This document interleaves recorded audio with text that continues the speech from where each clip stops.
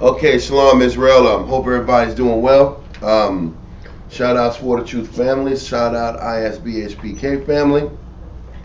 Hope everybody's doing well out there in Israel. Shabbat Shalom once again. We're going to be going into our regular Sabbath class in a second. We're going to send our prayers up first. But yeah, let's start the prayers. Imagine, Upanya, Yerah Shalom.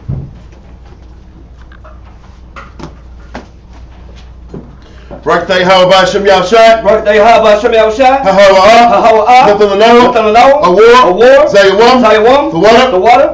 Aman. Bless you, Yahweh, in the name of Yahushai that gives to us the light this day. Thanks, so be it.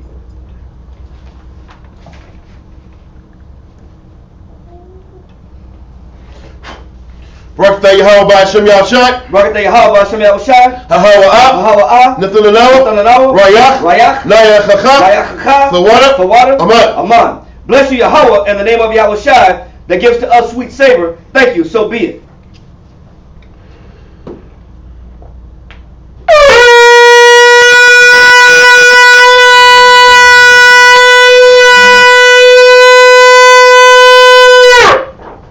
Imagine Mapanya, Yerah Shalom. Stand and face Jerusalem.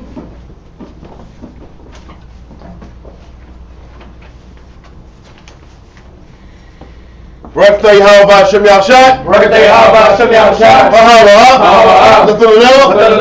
Shabbat Shalom. The water. Aman. Bless you, Yahweh, in the name of Yahushai that gives to us the Sabbath in peace. Thanks, so be it. Psalms 121. Anasha, Ayanyamya, Ahayab, Ma'aya, Yabu'a, Isaiah, Yabu'a,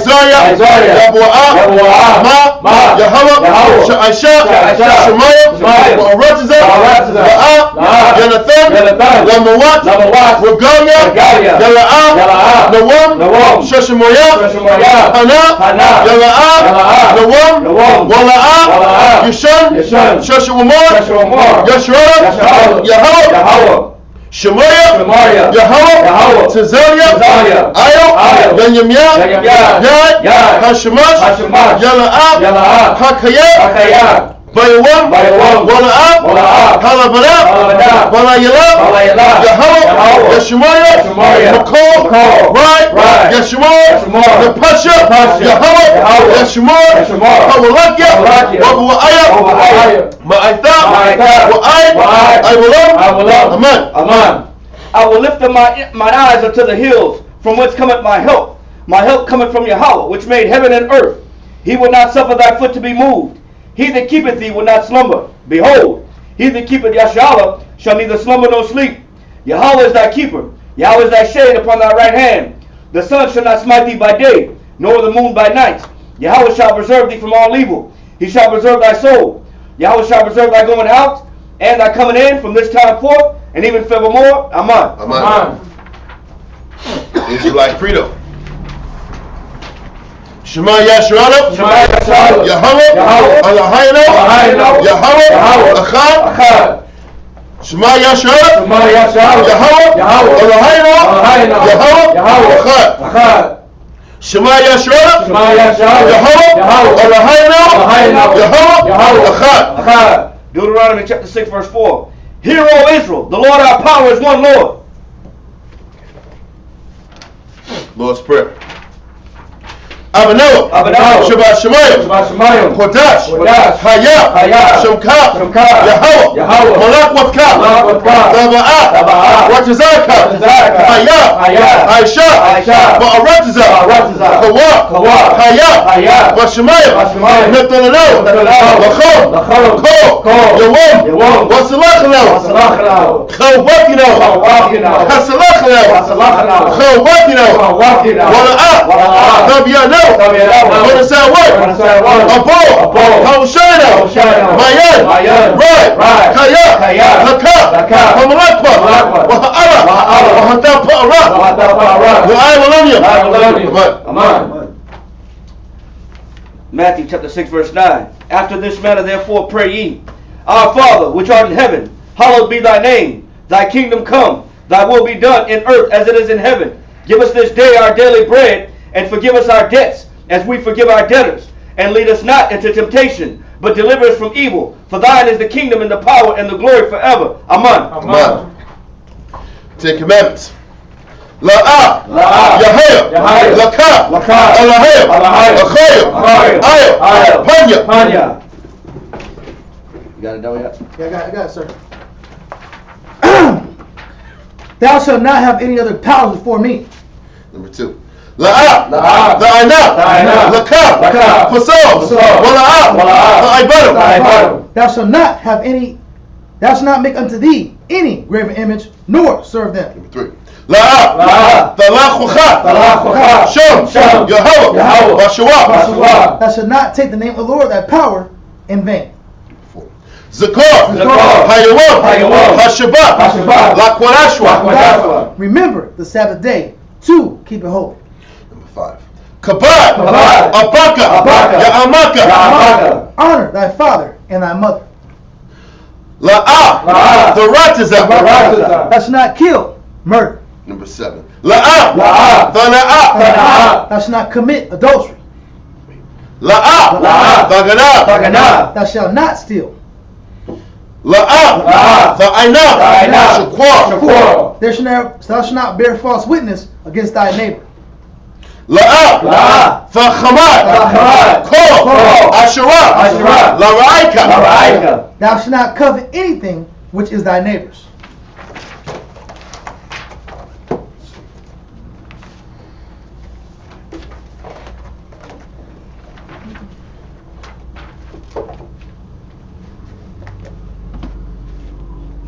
Real quick.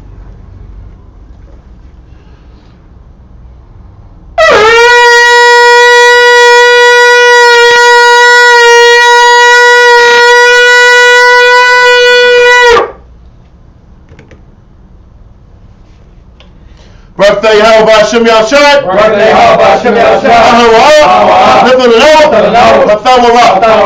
Blessed are you, Yahweh, in the name of Yahweh Shai that gives us the law.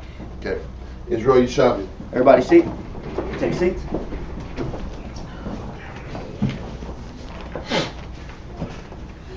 All right. Last week, Shem Shuan and Dawiyat went over Hezekiah, King Hezekiah, and they kind of went into the introduction of his reforms and all the great deeds and how Hezekiah did everything in his power to not fall into line with his father Ahaz's wicked habits and wicked ways. He chose the Most High's path. He chose a better path. Okay, so now we're going to go into. We're still on the story of Hezekiah, and at the time that we're picking up on, the northern kingdom is still intact to a certain degree. Tiglath-Pileser, which was the king of Assyria at the time, he had already started sending the northern tribe Israelites already to Assyria. So Gad, Reuben, half of the tribe of Manasseh, and certain sprinkled cities and provinces up north, far north, like Dan and other cities like that, were already getting plucked away and getting sent to Assyria. But there was still a remnant left in the northern kingdom. Samaria, the capital city of the northern kingdom, was still intact. So as Hezekiah was establishing his reforms, cleaning out the temple, removing all the abominable things from the temple, it was getting to the point where we were getting close to Sabbath, not Sabbath, but the Passover time. So what Hezekiah was trying to establish was to do a Passover to honor the Most High, since his father Ahaz had shut down all the doors of the temple and all of the work for the Levite priest. He shut down all their responsibilities. He literally closed the doors, and nothing spiritual was going on. The only thing going on was idolatry. So now you have Hezekiah coming back and trying to reestablish everything. And on top of cleansing the actual temple, he's having to sit back here and go through all the process of cleansing the what do you call it, or the priest, the vessels. The whole process took time. Okay, so what was happening is they didn't have time to cleanse the priest, properly present all those leaders with what they needed to fulfill the first Passover. Don't forget, the first Passover is the first month, 14th day of the year. They couldn't get that done quickly enough. So what we're going to read about is that they were going to have to push back the Passover to the second Passover. And that's what we're going to read into right now. So where we're going to go is 2 Chronicles chapter 30, verse 1 through 11. Quran. Let's get you saluted in first.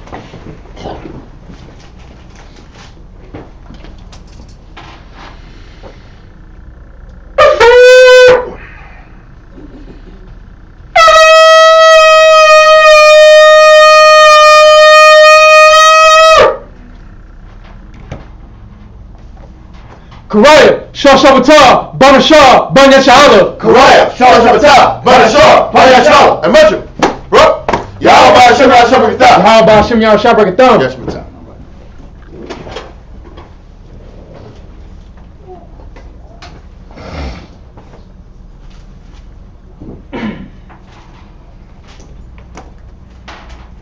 Okay.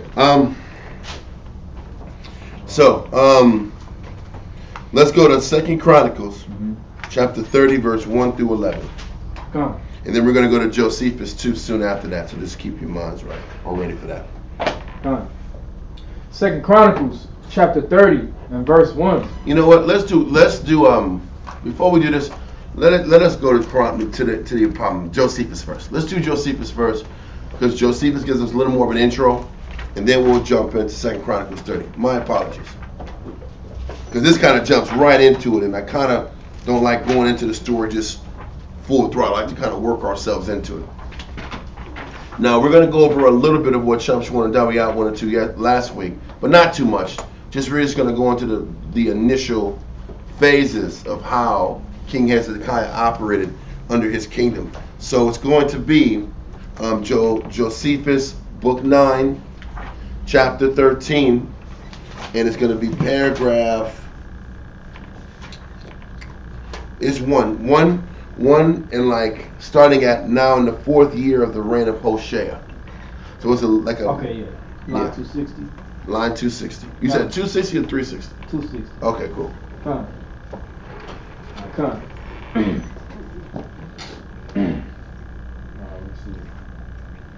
Antiquity of the Jews, book 9, chapter 13, paragraph 1, line 260, says, Now in the 4th year of the reign of Hoshea, Hezekiah, the son of Ahaz, began to reign in Jerusalem, and his mother's name was Abijah, a citizen of Jerusalem. What we're going to read in a little bit was that Abijah, Hezekiah's mother, was the daughter of Zechariah, and at the time Zechariah was the high priest of the nation. Okay, so we're going to read this. Hezekiah actually has Levi blood in him, just on the mother's side. But let's continue. Come. His nature was good and righteous and religious. For when he came to the kingdom, he thought that nothing was prior, or more necessary, or more advantageous to himself and to his subjects than to worship the Most High. He did things the right way. He understood that when his father Ahaz had died, the kingdom was in shambles. Not just religiously and spiritually. The walls were broken down. Don't forget, we were a vassal to the Assyrian Empire by the time Hezekiah is in power. Remember, we're going to go into it a little bit, but King Ahaz calls Tiglath-Pileser, I am your son. Yeah. I am your son, my lord. What do you need? I'll give you all the gold you want. Just protect us. We were a weakened, broken down, second tier vassal state with no identity, no military strength, no protection in our borders and our walls. We really had nothing. But what made what Hezekiah did the right thing is, listen, when you're building a house, you look at your house and it's in shambles. You look at yourself and you're in shambles. You might see 1,000 things wrong with what you're doing. You might see 1,000 things wrong with what your wife is doing or how your house is being run. What is the first thing you're supposed to zero in on when trying to build something from scratch. It's the spiritual foundation in your home or in your periphery. And this is what Hezekiah is showing. There was a ton of things wrong in the city. There was a ton of things wrong in the camp or with his people. But he's like, the first thing I got to do, I got to make sure that the functioning and the operating of serving the Most High has to get restructured and reestablished first and foremost. Okay? So this is the mindset Hezekiah took. You'll see other leaders and heads, they make their priority military subsidizing. Because even when you sit back and you're dealing with a military budget or a nation's budget, most of the time they put the nation's budget and just rebuild the military. Yeah. Rebuild the arms, rebuild the military industrial complex. And that's what establishes a secure nation. Yeah. They invest in prisons and weapons of war. Mm-hmm. But that's how in their mind, that's how a nation can stabilize their military and then their economy. All the other crap don't mean nothing. That's why you got Bud Light ads the way they are. Bud Light is pushing whatever they're pushing because you know what? Listen, even right now, this country is falling apart. The only thing that matters is military and the damn budget. Nothing else matters.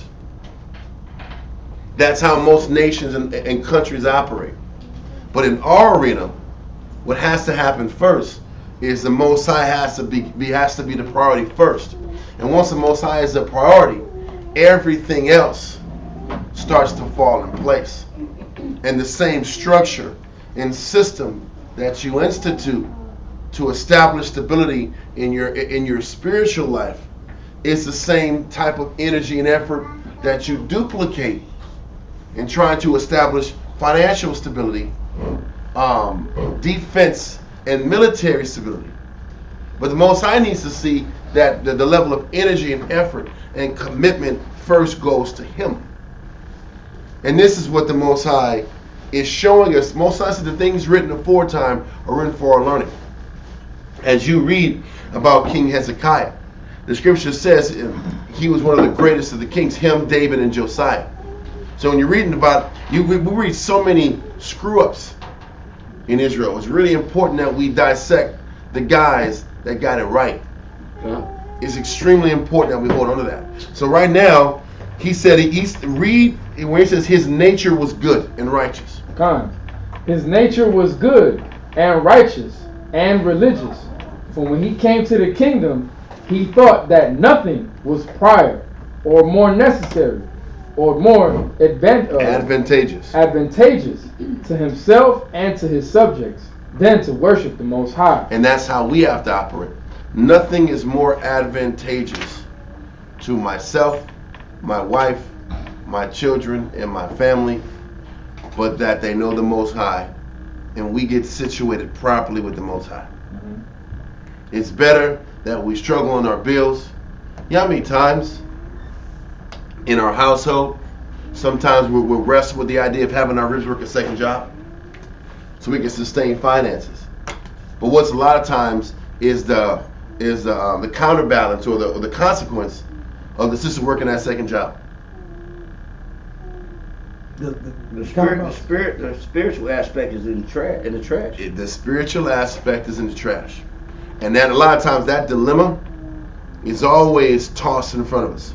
Where we have to choose economic stability and the spirit diminishes, or keeping the spirit strong and the pocketbook is hurting and we're still struggling and we're still paying minimum payments on credit cards. You ever get so high on credit card debt, the minimum payment on the credit card?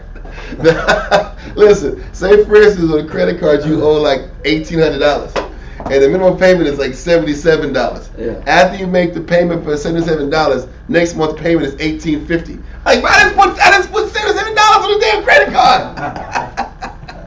But the interest eats all that up, and next month you owe more than the month before. You're like, I'm in trouble. Yeah. I got to at least double up. I got to double up the payment just to break even.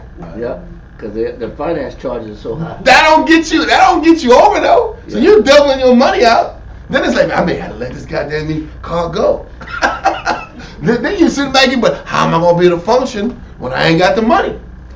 It's this crazy rat race of dilemmas and circles that we all face. And then how long can you do that and deal with that dynamic while waiting for the spiritual side to kick in? You don't think he was facing this dilemma also? His nation is in shambles, and you know what he knows? And we're gonna read the proof as we goes on. You know what he knows is on his head? Assyria is on his head. I was watching about like a documentary about the Assyrian Empire, man. These people were cruel. They were cruel SOBs. Not only were they like, didn't believe in the Most High, obviously, but they would sit back. They were into impaling kings and impaling people and leaving them out in front of the city to show their force. And if you don't pay them, they're gonna sit back here and destroy you, ransack you and your families, and take you all the way up to these kingdoms. But that's after they violate your family and your rib and your kids and do all kind of debauchery with them. Then they take them to a foreign country. And then you don't think the fear, we're going to read about it, but the fear or the reality that your nation is on the chopping block. And he already was taking away tribes from the northern kingdom. But he understood?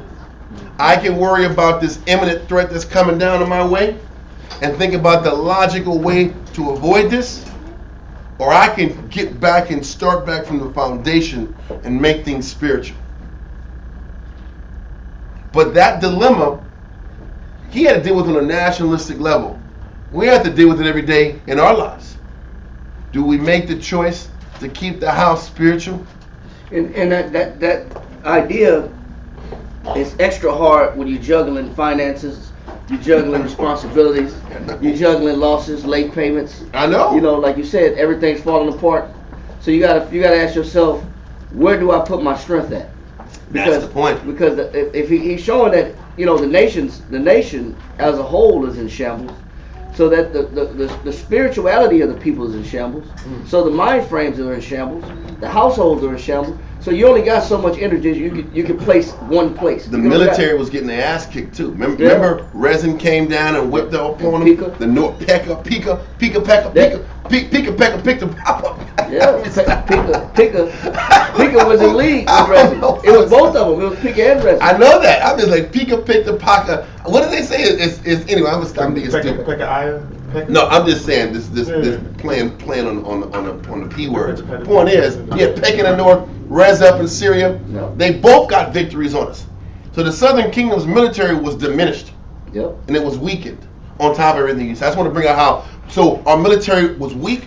Our walls were broken down. Yep. No barriers. Brother. No resistance to enemies. God.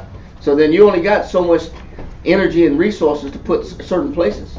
But what he did, what made him great is showing that he put all his resources in what would please the Most High. You know what I'm saying? Because that's what we'll do is we'll say, well, I'll read the Bible after, it's hard for me to read the Bible because I got 2 jobs. Yep. Or, I'll come to class when I get to it. But, I got 12-hour shifts. I got work first. You got to use wisdom. You got to use wisdom. You got to use wisdom. Yeah, wisdom, that word is always thrown out like, yes. to justify. Yes. I give the Most High the crumbs yes. of what's remaining because I got all these other pressing ideas and pressing issues that come first. Yes. Hezekiah flipped that. He said, you know what, the Most High is going to be first. Everything else is second or third. Yes. At least this has to get running and stabilized first. Then I can set my mind on the other pressing matters. Yep.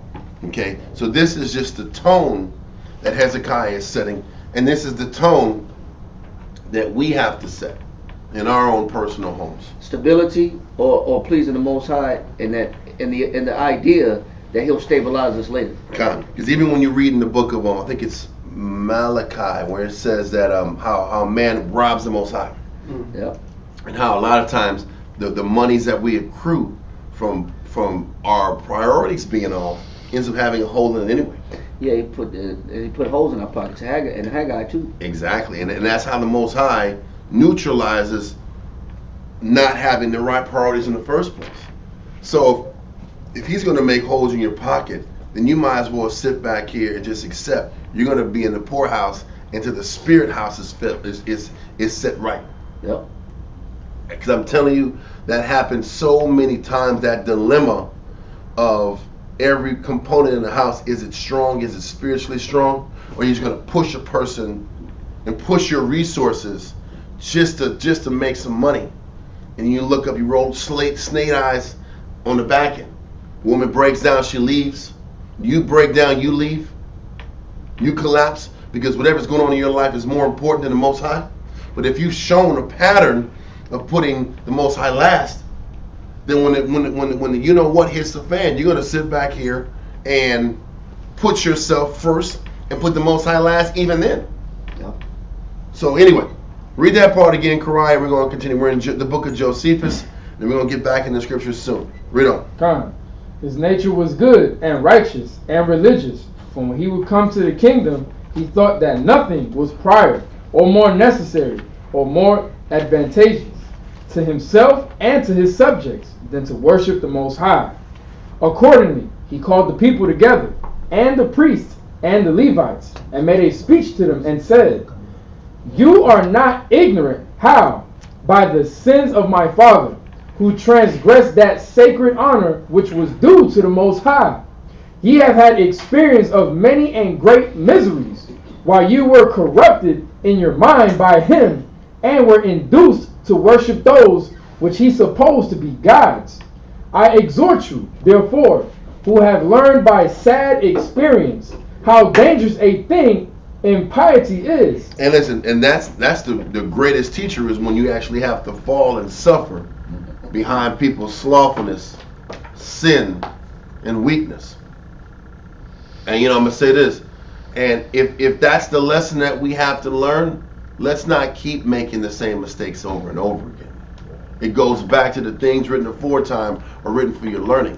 All the losses and the heartache you see your people going through in the scriptures, out there in them streets, the sufferings that you've endured yourself or seen men. I'm going to tell you this, one of the greatest lessons a person can go through is by watching another person not follow orders and listen.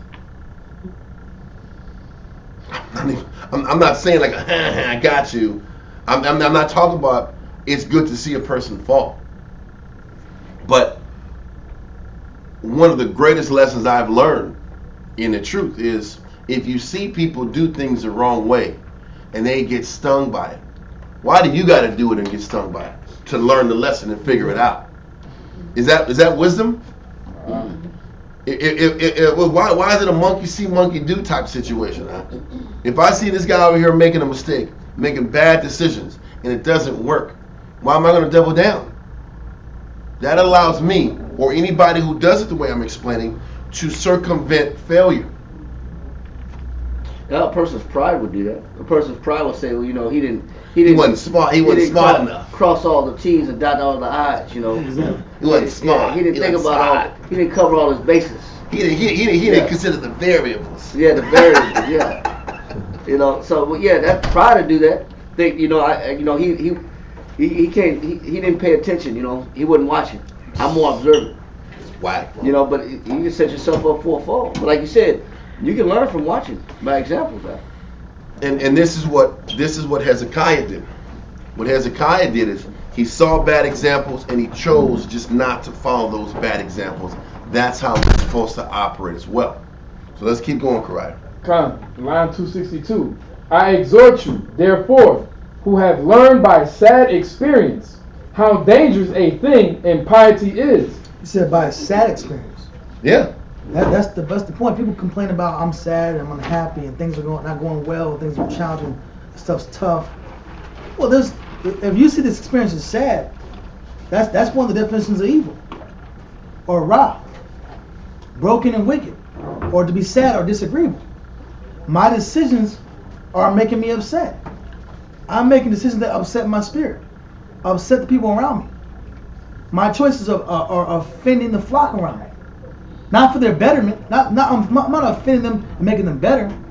I'm offending them and making their condition worse. We're coming to a sad case or a sad condition. That means there's failure. That means my example is breeding failure. So why would I lock into that? Okay. So let's continue.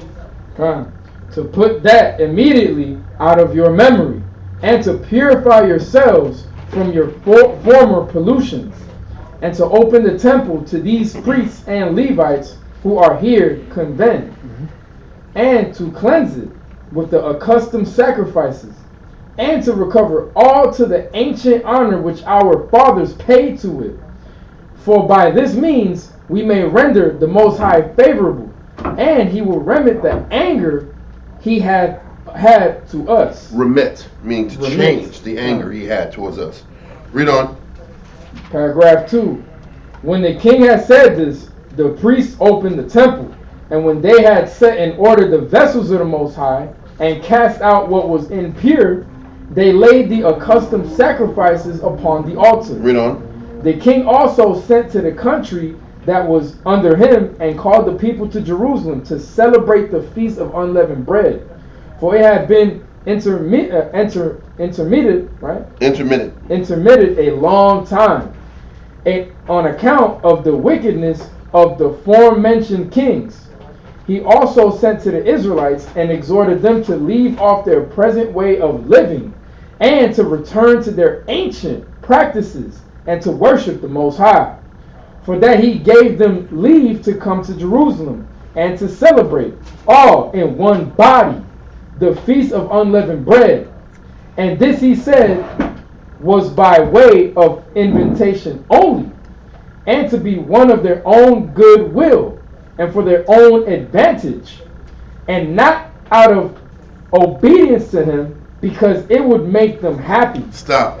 Now we're going to sit back and go into 2 Chronicles chapter 30, verse 1 through 11. So once again, now we're here. Now we're at the Feast of Unleavened Bread, which is Passover. And the process of inviting the 9.5 tribes is all the way open. So let's get 2 Chronicles chapter 30, verse 1. 2 Chronicles chapter 30, verses 1 through 11.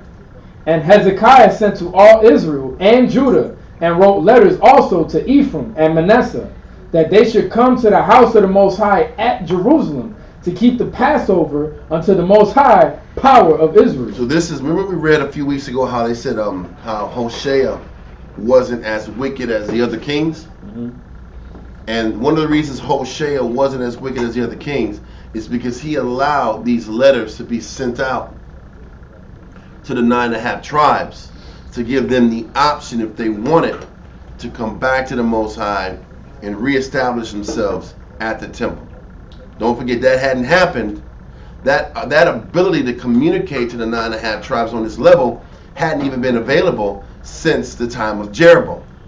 When Jeroboam, the first legitimate king of the north, nixed all communication and all visiting the temple in the south when he was in power. Okay? Read on. Verse 2. For the king had taken counsel, and his princes, and all the congregation in Jerusalem, to keep the Passover in the 2nd month. So they had to sit back here and do the Passover in the 2nd month. Read on. For they could not keep it at that time, because the priests had not sanctified themselves sufficiently. So they're saying after they did all the work of re-sanctifying the temple, the priests hadn't gone through the necessary process of sanctifying themselves and cleansing themselves in order to do that. Don't forget, when you read in Leviticus, the priest had to go through a cleansing process, or all the Levites had to cleanse themselves, but the priest had to go through even a more stringent process of cleansing themselves before they were able to go in and perform the services in the tabernacle. So once again, they went back to Leviticus and Numbers to reestablish all the things necessary to be in right with the Most High. So it was going to take longer than that first month to get that accomplished. Read on. Neither had the people gathered themselves together to Jerusalem. Now hold that and go to Numbers chapter 9. verse 1 through 13. This goes into that second Passover again. Numbers chapter 9, verse 1 through 13. I need you to come up a little closer. That's where the sisters are in class. That's where they sit. All right. 1 through 13. Yeah, Numbers 9, verse 1 through 13. Con. Hold on a second. Let me get it. Numbers 9, verse 1 through 13. Con. Numbers chapter 9, verses 1 through 13. And the Most High spake unto Moses in the wilderness of Sinai, in the first month of the second year after they were come out of the land of Egypt, saying, Let the children of Israel also keep the Passover at his appointed season, in the 14th day of this month, at even. Ye shall keep it in his appointed season, according to all the rites of it, and according to all the ceremonies thereof, shall ye keep it. And Moses spake unto the children of Israel, that they should keep the Passover. And they kept the Passover on the 14th day of the first month at even, in the wilderness of Sinai, according to all that the Most High commanded Moses. So did the children of Israel. And there were certain men who were defiled by the dead body of a man, that they could not keep the Passover on that day. And they came before Moses and before Aaron on that day. And those men said unto him, We are defiled by the dead body of a man. Wherefore are we kept back, that we may not offer an offering unto the Most High in his appointed season among the children of Israel? So listen, these handful of men were defiled, they were unclean. So they went to Moses and Aaron and said, Hey, it's the first month, 14th day, but we're not clean. Are we still supposed to do an offering right now or what? Read on. Verse 8, And Moses said unto them, Stand still, and I will hear what the Most High will command concerning you. And the Most High spake unto Moses, saying, Speak unto the children of Israel, saying, If any man of you or of your posterity shall be unclean by reason of a dead body, or be in a journey afar off, yet he shall keep the Passover unto the Most High. The 14th day of the second month at even they shall keep it, and eat with unleavened bread and bitter herbs. Read on. They shall leave none of it until the morning, nor break any bone of it. According to all the ordinances of the Passover, they shall keep it. Now he's showing you that the Most High, due to the situation, those men, not only are they grieving the loss of their family members, they have to do that. Plus, they can't send any sacrifices up for the Passover to give an offering to the Most High. Okay. So it's like a double loss. Okay. So the Most High is gracious enough, instead of being a stickler to that law of the Passover, let me make an amendment so other men can enjoy it. And you'll find that in a lot of times in the scriptures, like even with the law of divorce. Those are amendments to the law that are necessary due to certain situations. Because the hardest partly because the hardest of men's hearts. Hardest of men's hearts. Yep. Yeah.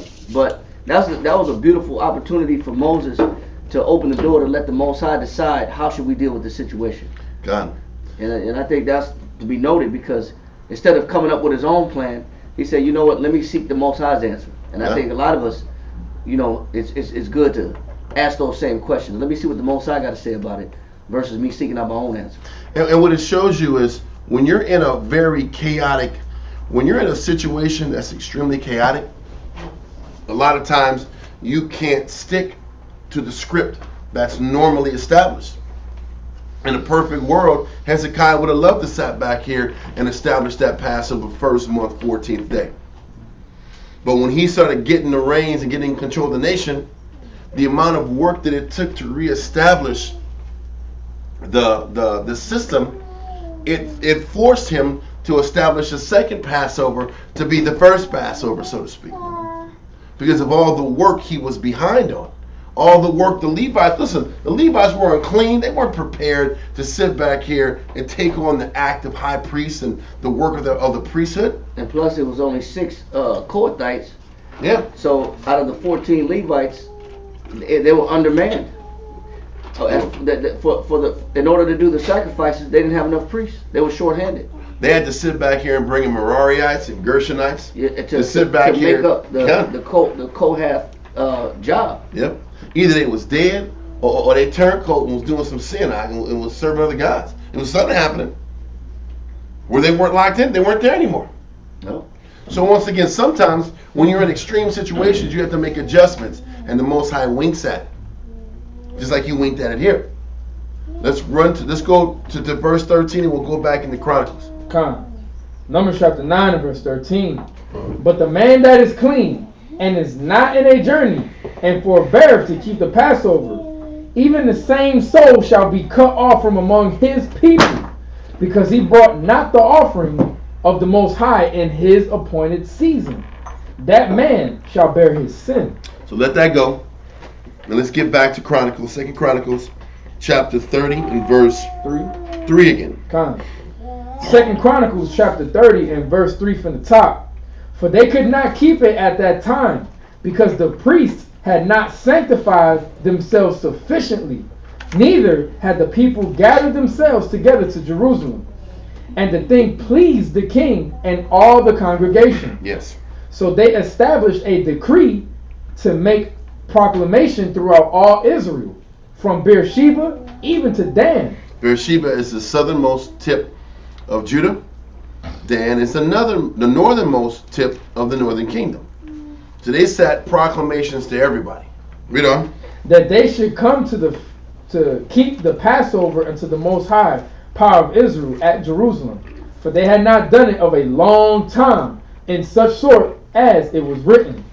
So the post went with the letters from the king and his princes throughout all Israel and Judah, and according to the commandment of the king, saying, Ye children of Israel, turn again unto the Most High power of Abraham, Isaac, and Israel, and he will return to the remnant of you that are escaped out of the hand of the kings of Assyria. He said, listen, what he's saying is, you guys just barely escaped from the king of Assyria so far. Come back to the Most High while you got the time. This also shows you that the Most High doesn't drop the hammer on each and every one of us quickly. He gives us so much time before we get stung by the consequences of our actions.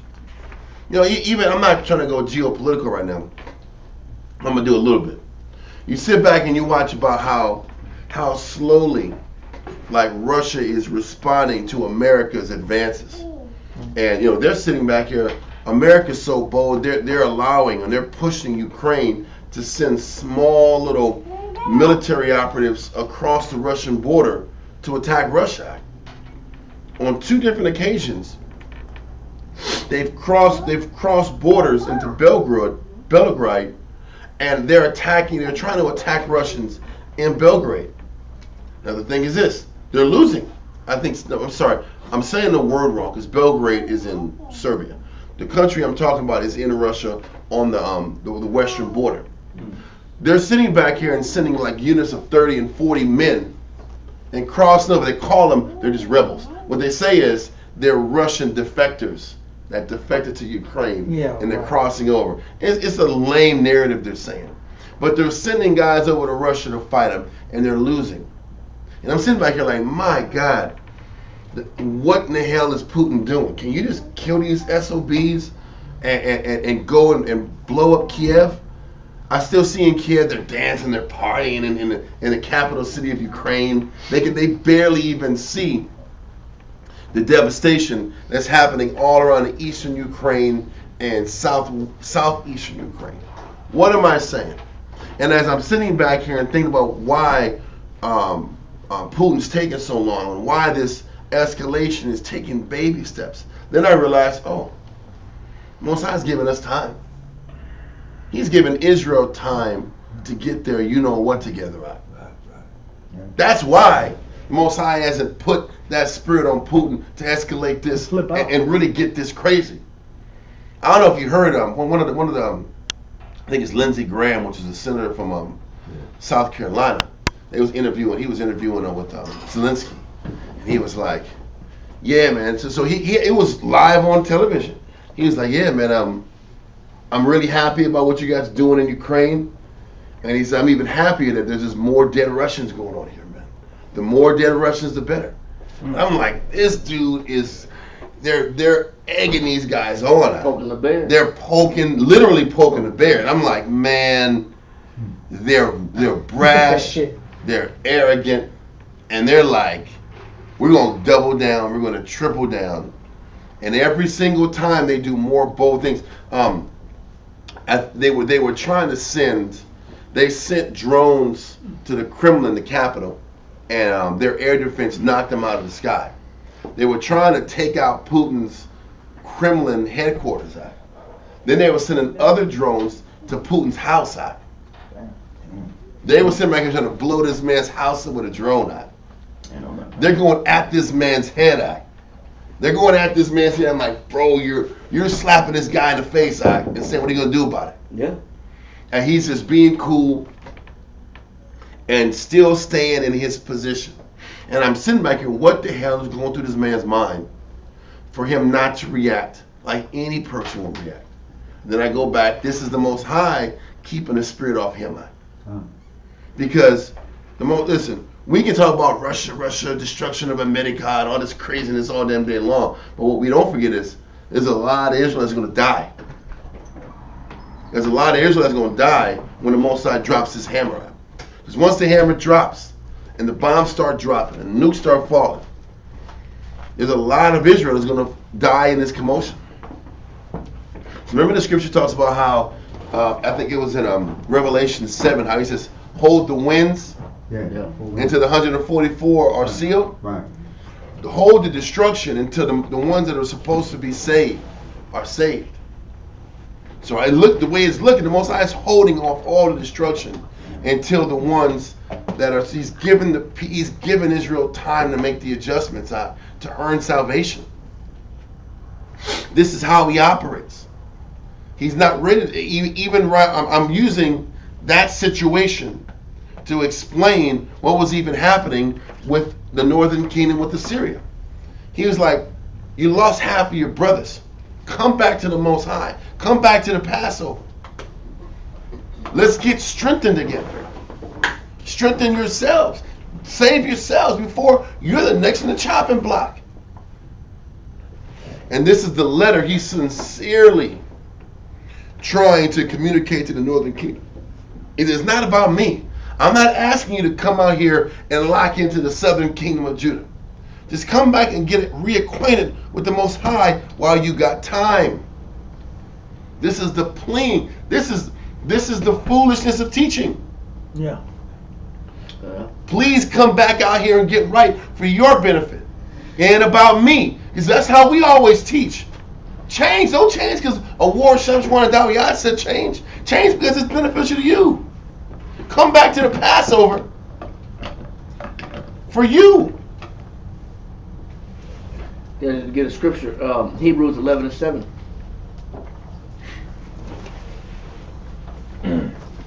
Hebrews chapter 11 and verse 7. By faith. It says by what? By faith. That's what it takes to get saved. You got to believe. You got to believe that the danger is around the corner. You got to believe that nothing's going to last forever. And you got to know history enough to realize that no kingdom really lasts more than about 250 years. Yeah. On average.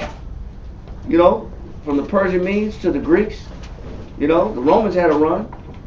But Babylonians, the Assyrians, no kingdom lasts. The British, the Chinese, America, every kingdom has a rise and a fall. You got to know the dangers around the corner. All the BRICS nations and ones that are applying for BRICS are going to a meeting in Russia, I think in Moscow, in August, July, August. July. And they're going to sit back here and change the currency. They're going to sit back here. All the countries, we've mentioned about Argentina and these countries want to be part of BRICS, Saudi Arabia. They've been told for the last year plus, stockpile all the gold you can. All these countries have been stockpiling gold because they're about to change to a gold-backed currency. Gold right now is $1,998 per ounce right now. It's almost $2,000 an ounce right now. But so it's not the gold that's going to save us, but we understand what's going to happen. I'm just saying that this dollar, this paper dollar, that's the point. is going to be, it ain't be worth the paper it's printed on. Because if the rest of the world is going on a gold-based currency, then that dollar-based fiat currency, which isn't real money, has no power. The only way Esau keeps controlling their debt is that they keep sending out their debt to other countries.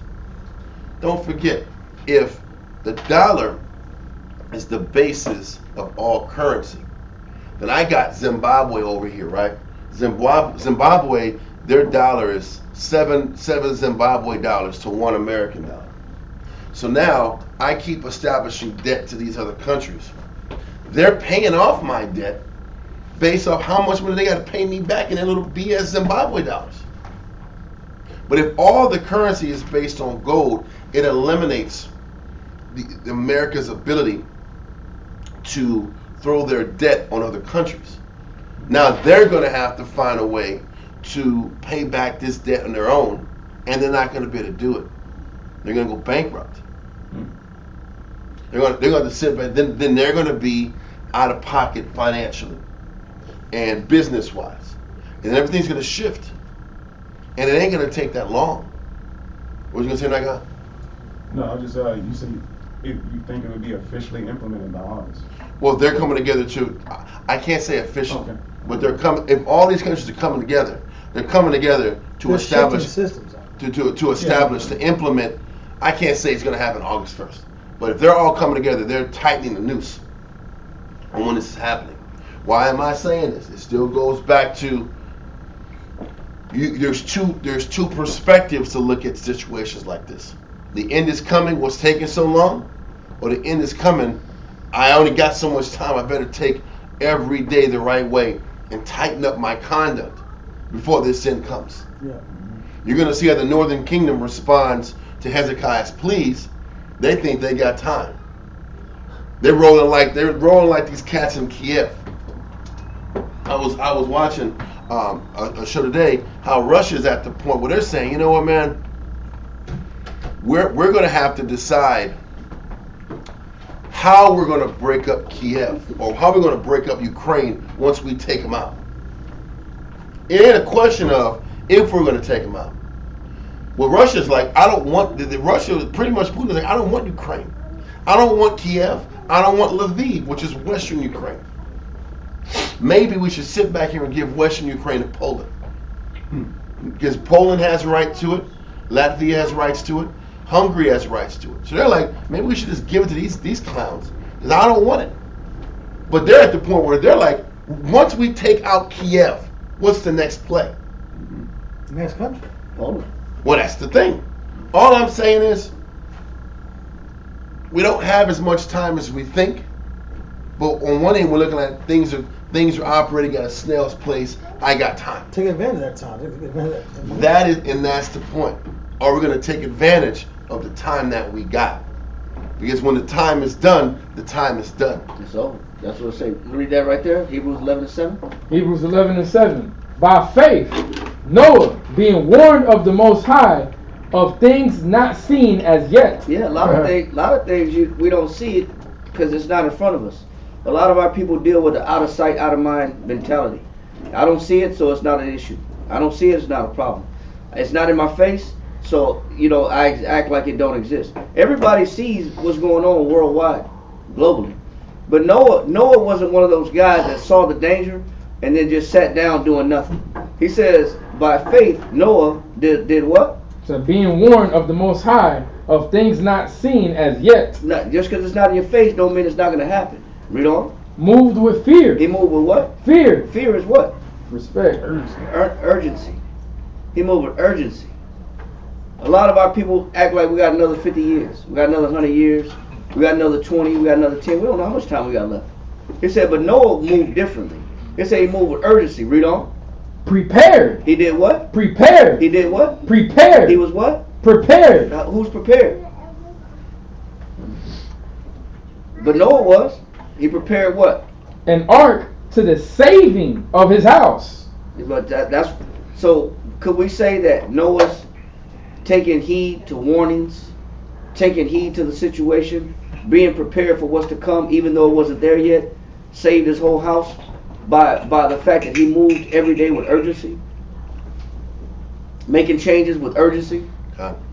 That was a saving element, a saving grace for him to move with urgency, even though the storm hadn't come, the rains hadn't come, the flood hadn't come. But it's coming. Just like now today, the rain is coming, the floods are coming. And a lot of our people are going to get caught off guard because we're too focused on the wrong things. We're too busy shopping. We want to make sure that, I got the right outfit, that my shoes match my hat, and my belt match my boots. Get to that bag. Gotta get to that bag, man. Right. We're too busy doing that, not realizing that bag ain't gonna be worth nothing. Bag gonna have holes in it. It got holes in it, and it's gonna be useless. It's gonna be burnt up. It's gonna be crispy, extra crispy at it. But you good with that? Yeah. Let's continue in Chronicles, chapter 30. 2 Chronicles chapter 30 and verse 7. Verse 7. Yeah. Says, and be not ye like your fathers, and like your brethren, which trespassed against the Most High power of their fathers, who therefore gave them up to desolation, as ye see. Now be ye not stiff-necked, as your fathers were, but yield yourselves unto the Most High, and enter into his sanctuary, which he hath sanctified forever, and serve the Most High your power, that the fierceness of his wrath may turn away from you. For if ye turn again unto the Most High, your brethren and your children shall find compassion. That's the point. Israel doesn't want to change for their children. Israel's too selfish. The thing about them, their situation, their condition, you don't realize that your change is for the benefit of the people in your household. Noah changed and made his decisions. Noah was very obedient, and he had a lot of strong work ethic because he knew he had a house to take care of. After a certain period of time, it's not about you anymore. But people are just absorbed into these distractions. They're just absorbed into their life. They're just absorbed in their impulse. They're absorbed in their feelings. But you're going to end up having to watch people suffer because you were irresponsible spiritually. Read that point one more time. Verse 9. For if ye turn again unto the Most High, you're supposed to make the amendments so that you benefit the people that are connected to you. Read. Your brethren and your children shall find compassion before them that led them captive. You're the one that's awake. You're the one that gets the scriptures. You're the one that actually understands and it makes sense to. Then it's your responsibility to make the inspiring change so that they draw and follow your example. They're following you. So the more you play with it, the more it's not serious, the more you want to, I'm not sure, and I got distractions. That's fine, but you got to watch people suffer for that. That's the reality. Read on. So that they should come again into this land. For the Most High your power is gracious and merciful, and will not turn away his face from you, if ye return unto him. Can you read verse 9 again? Verse 9, from the top. For if ye turn again unto the Most High. He said, the remaining people in the northern kingdom, if you turn to the Most High again and change, read on. Your brethren and your children. Your brethren and your children, read on. Shall find compassion before them that led them captive. He said, the people that were taken away, the Most High will have compassion on them. And have compassion on and change the leadership's mind about them. Read on. Come. So that they shall come again into this land. So they will bring them back to the land. He said, if y'all change, you will help get your brothers back into their homeland. It's not all the way over for you. If you're not going to change for you, change for your brothers that are in chains across them in Nineveh and in Ecbatane and in Nahor or Hanar. It was in Hanar or by the river Nahor, something like that. It's in the cities of Assyria. He said the ones that were already transplanted can come back if you change. Yeah, so your change could actually alter your brother's life. Your brother's life forever. They don't have to get sent out. That is major right there. You know, go ahead. I'm wondering how could you, like, what setting could you compare this to in nowadays terms, rather than like Nineveh, your brother's getting sent to Nineveh in different places. How could you compare that to? Nineveh would be today be prison, the modern day industrial prison complex, because that prison system houses the majority of our people. You know, you saved their life, you know, by the changes we made. You know, they justify the stiff laws because of our behavior. Because of our behavior out in the free world, they justify stiffer prison sentences. Because we still gangbang, peddle crack, cocaine, weed, we do drugs. So they say, okay, well these people, they classify as these people are a problem. So these are super thugs. Or super thugs? What did Super predators. Super predators, what Hillary Clinton said. These people are super predators. So they need stiffer. Yeah, they're like. I'm a super predator. Yeah, like, instead of his pants sagging, his pants to his knees. Like he's a super predator. Like, That's crazy. Yeah, that's crazy. He's beyond sagging. Like his pants all the way down. Like He's super high. Yeah, super high. Super drunk. These are super predators. So they classify us as Crazy, super yeah. predators, and that justifies them. Our behavior towards each other justifies them to say, well, let's lock these people away forever. Let's get them out of our sight. These are undesirable people for our nation. Undesirables, yeah. They're undesirable. They'll never be citizens of America. They're not upstanding citizens.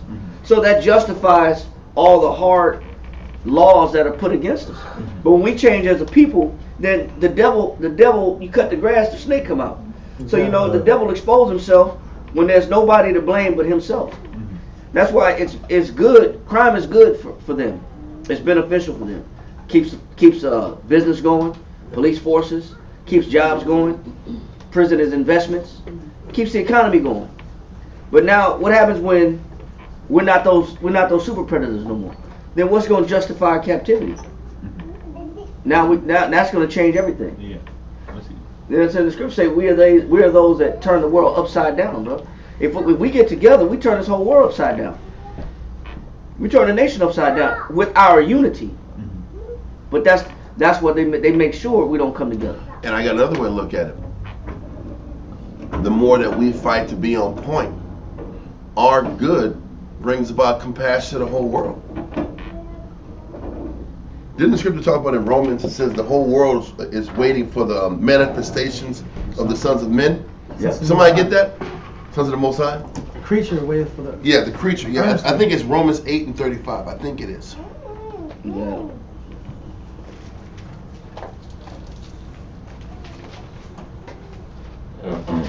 No, it's not 35.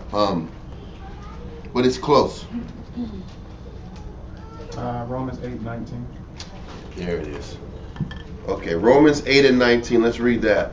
Come. Romans chapter 8 and verse 19. For the earnest expectation of the creature waiteth for the manifestation of the sons of the Most High. Listen, man is related to being creatures. Creatures. The whole world is waiting for the manifestation of the sons of the Most High. So when we're dealing with this, just like Hezekiah said, if this small handful of Israelites and Ephraim and Manasseh and the sprinkled tribes come together, the Most High will send the other tribes back to you. He's saying the same to us. The more we work hard to bring our nation together, to teach our people, the harder we work, the quicker we have an opportunity for the Most High to restore the nation. The more we teach, the more we're committed, the more we can get other men to be committed, speeds up the process of the rest of the nation getting salvation. The more we're in our head, the more we want to be selfish, all we're doing is slowing the process down. Think about when you're in your head, how less effective are you to counsel, to teach, to inspire, to motivate. When you're not feeling it. When you're not feeling it, because what's going on in your mind is more important than what the body needs. So this is what he's saying. A handful of people that are united can give the Most High, can sit back here and turn the Most High's perception on the nation.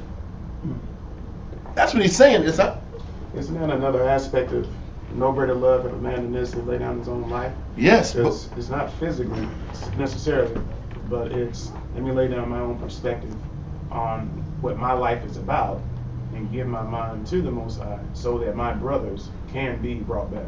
But it's mind, body, and soul. Right. Because if I'm giving my mind to the body, then my body's going to be in the place where I can be most effective to the body too. Right. It's the combination of mind. If my mind is clear, then my body can be more present in the moment to help out as many people as I possibly can. And if I can get if the Most High can get a small, committed group of people, great things can be done. He's always shown that. And it's not about large numbers, it's about effective, dedicated numbers. And this is where we're at now. This is what he was saying. Hey, he said that the population in the Northern Kingdom was cut down tremendously.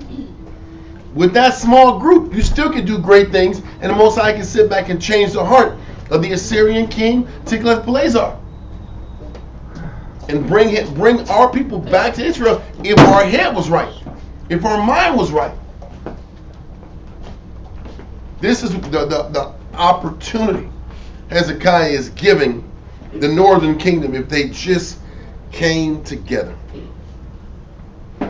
Let's go back to Chronicles 30 and 9 again. Come. 2 Chronicles chapter 30 and verse 9. For if ye turn again unto the Most High, your brethren and your children shall find compassion before them that led them captive. That's what I'm saying. They'll get compassion. Read on. So that they shall come again into this land. The compassion was that the Most High will allow them to come back to their homeland. He's like, Most High will let them come back if y'all just change. Read on. That's crazy, huh? Read on. For the Most High. It's similar to in 1 Corinthians chapter 7 when he said the believing husband could save the unbelieving wife, and the unbelieving wife could save the believing wife could save the unbelieving husband. Mm-hmm. Because he looks at the marriage as one. He looks at them as a couple, as a unit. He said they shall no more be twain, but they shall become one flesh. The Most High look at Israel like a unit. He looks at Israel like one. So if we can come together for the sake of our brothers, we do it. We benefit the whole nation. The Most High can look at us as one unit. We're not separate as we may think we are. Yep. That's not his problem like we may see. Well, that's their problem. That's not my problem. Well, he got that problem. I don't got that problem. Well, that's his weakness. That's not my weakness. Well, he should have ran faster. I escaped from the Assyrians. He was running slow. He should have picked up speed like I did. He should have juked and hid in the bushes like I did. That's their fault. He should have invested in some offshore property. Yeah. When he saw the stock market was collapsing, he should have left and left when I left. And went left when I left. Because we get that separatist mentality like that's their problem. But the Most High don't look at us like that's their problem. He look at us like a unit. You know what I'm saying? As a whole. That's why he said if one rejoice, we all rejoice. We all rejoice. If one suffer, if one suffer, we all suffer. Because the Most High looks at us as a whole. We're the ones that don't look at each other like a whole. Yep. That's the problem. And we were the strength. Listen, he knew Samaria was still the strength. And as Samaria went, the rest of the tribes are going to fall. Yep. That capital city was the hub of, it was the beginning of the downfall, and it could be the beginning of the restoration. Yep. If they came back to get to the Most High. Hezekiah was like, man, I'm not even going to do some red bump shit. I'm not going to force you to lock into me. Y'all just lock back into the Most High. Because locking into the Most High is more important than you locking into me. And they still weren't buying that zone. They still didn't buy it.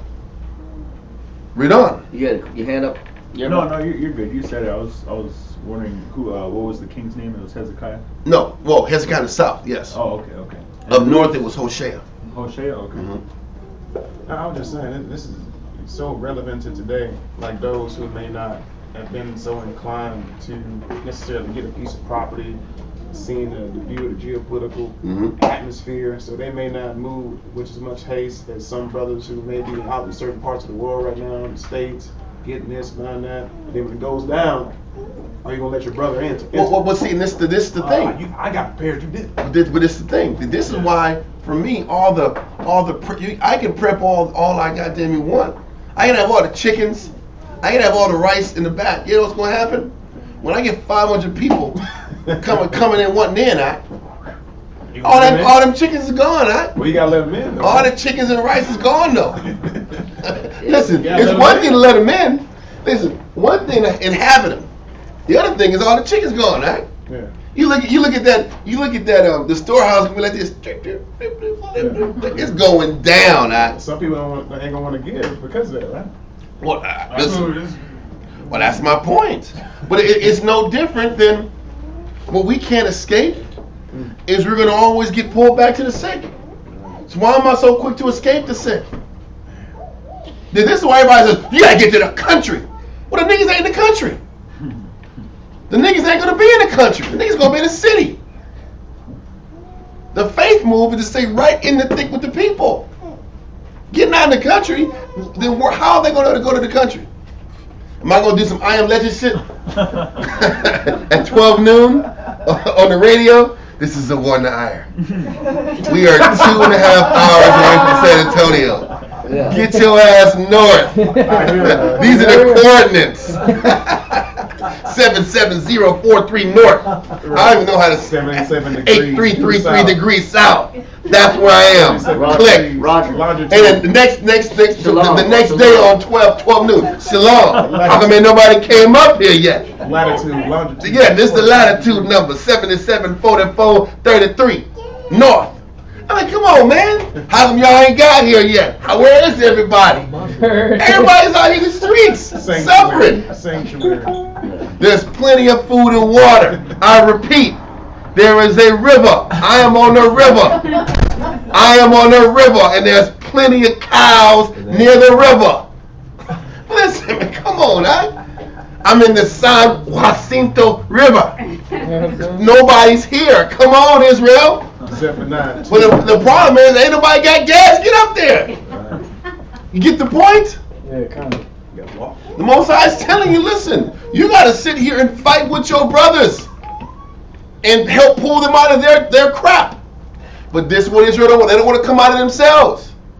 They want to think things through and be the smart guy and the wise guy and stay away.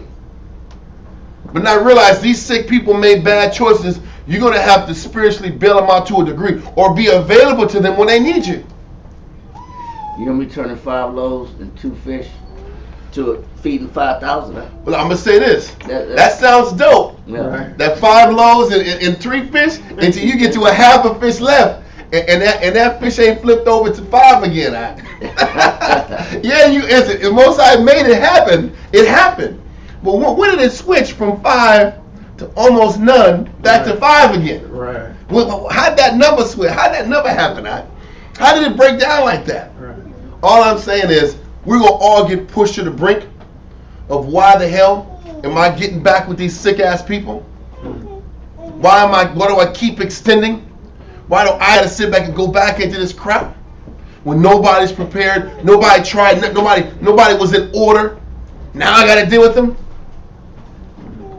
That's the thing that everybody has to battle. Because that's what these people, as they're listening to this letter, why I got to sit back here and change for these guys? They got caught slipping, not me. That's the thinking. But we can't operate like that. I can't outwise and maneuver myself away from battles and expect that all my thinking is going to bring me back to the same spot. You still got to serve. All your wise guy thing, all your planning, all your prepping, all your thinking and overanalyzing, more they're going to send you right back in the situation that you were supposed to be in, and that's serving your people. Because that's what you were supposed to do in the first place. And then all that planning and prepping gets dispersed to the entire body, and you're still reduced to nothing, like you didn't prep at all. How about that? So many bodies in Israel, so many mouths. Well, there's the point. And then, but if you want to hoard and not give it out, then who's the bad guy now? Who's Diablo? It's you. That's the conundrum I think about. You have to have faith either way. you're going to have faith or be exposed for being selfish. That's what it's going to be. That's going to be the problem. It's going to be a major problem. In the eyes of the Heavenly Father, it's going to be a major you problem. Might end up like the guy, they said give you your property, and then, you know, he didn't want... Ananias and Sapphira. Yeah, you might end up like that. The Holy Spirit just take you out. That's a scary thing by itself. Because their pride was in their preparation, Yeah. in their substance, in their having things. Right, exactly. And then when you're forced to give it up for people that's just smiling at you, and you don't know if they're going to sit back there. Yeah. Let's think about Acts, right? There was a bunch of people that didn't have nothing. You know, when I split these supplies up, it was never coming back to me, right? Them supplies never coming back. Listen, these guys are selling more. They're giving up their land out. Their familiar land. To Ned the Wino out. And a couple other people out. Thank you. See you when I see you. Like, oh man. But this is the truth. 2 Corinthians 8:15.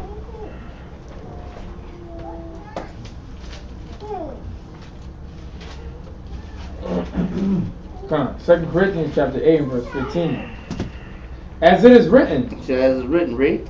he that had gathered much, It said if you got a lot and you did a whole lot of work getting it together, and you put a lot of work in to make sure that you accumulated and amassed a whole lot. Read on. had nothing over. He said, but when you give it to the body, you'll break even. Yeah. That's the way it's supposed to be. 2 Corinthians 8 what? 8:15. Come on. You'll break even.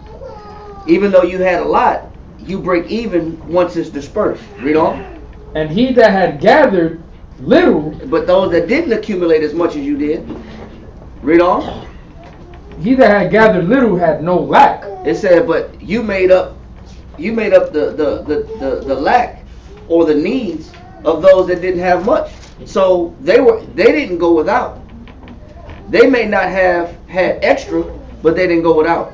You may have had extra, but you're not gonna have, surplus. You're gonna break even. So that means that if everybody comes together and bring their resources together, there's enough for everybody to go around.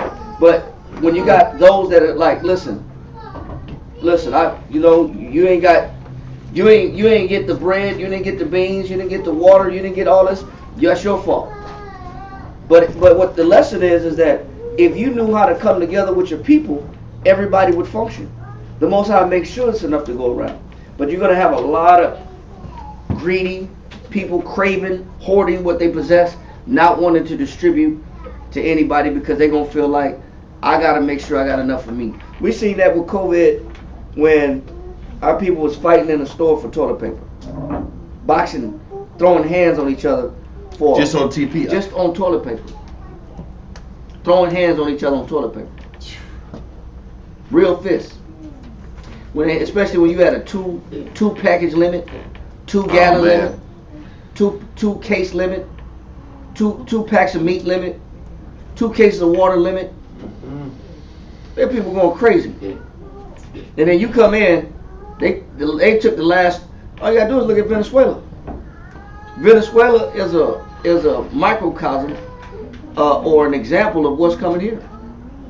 Yeah. Where you gotta stand in line all day to buy some used cooking oil Right. that's been cooked over like 4 or 5 times already. Gross.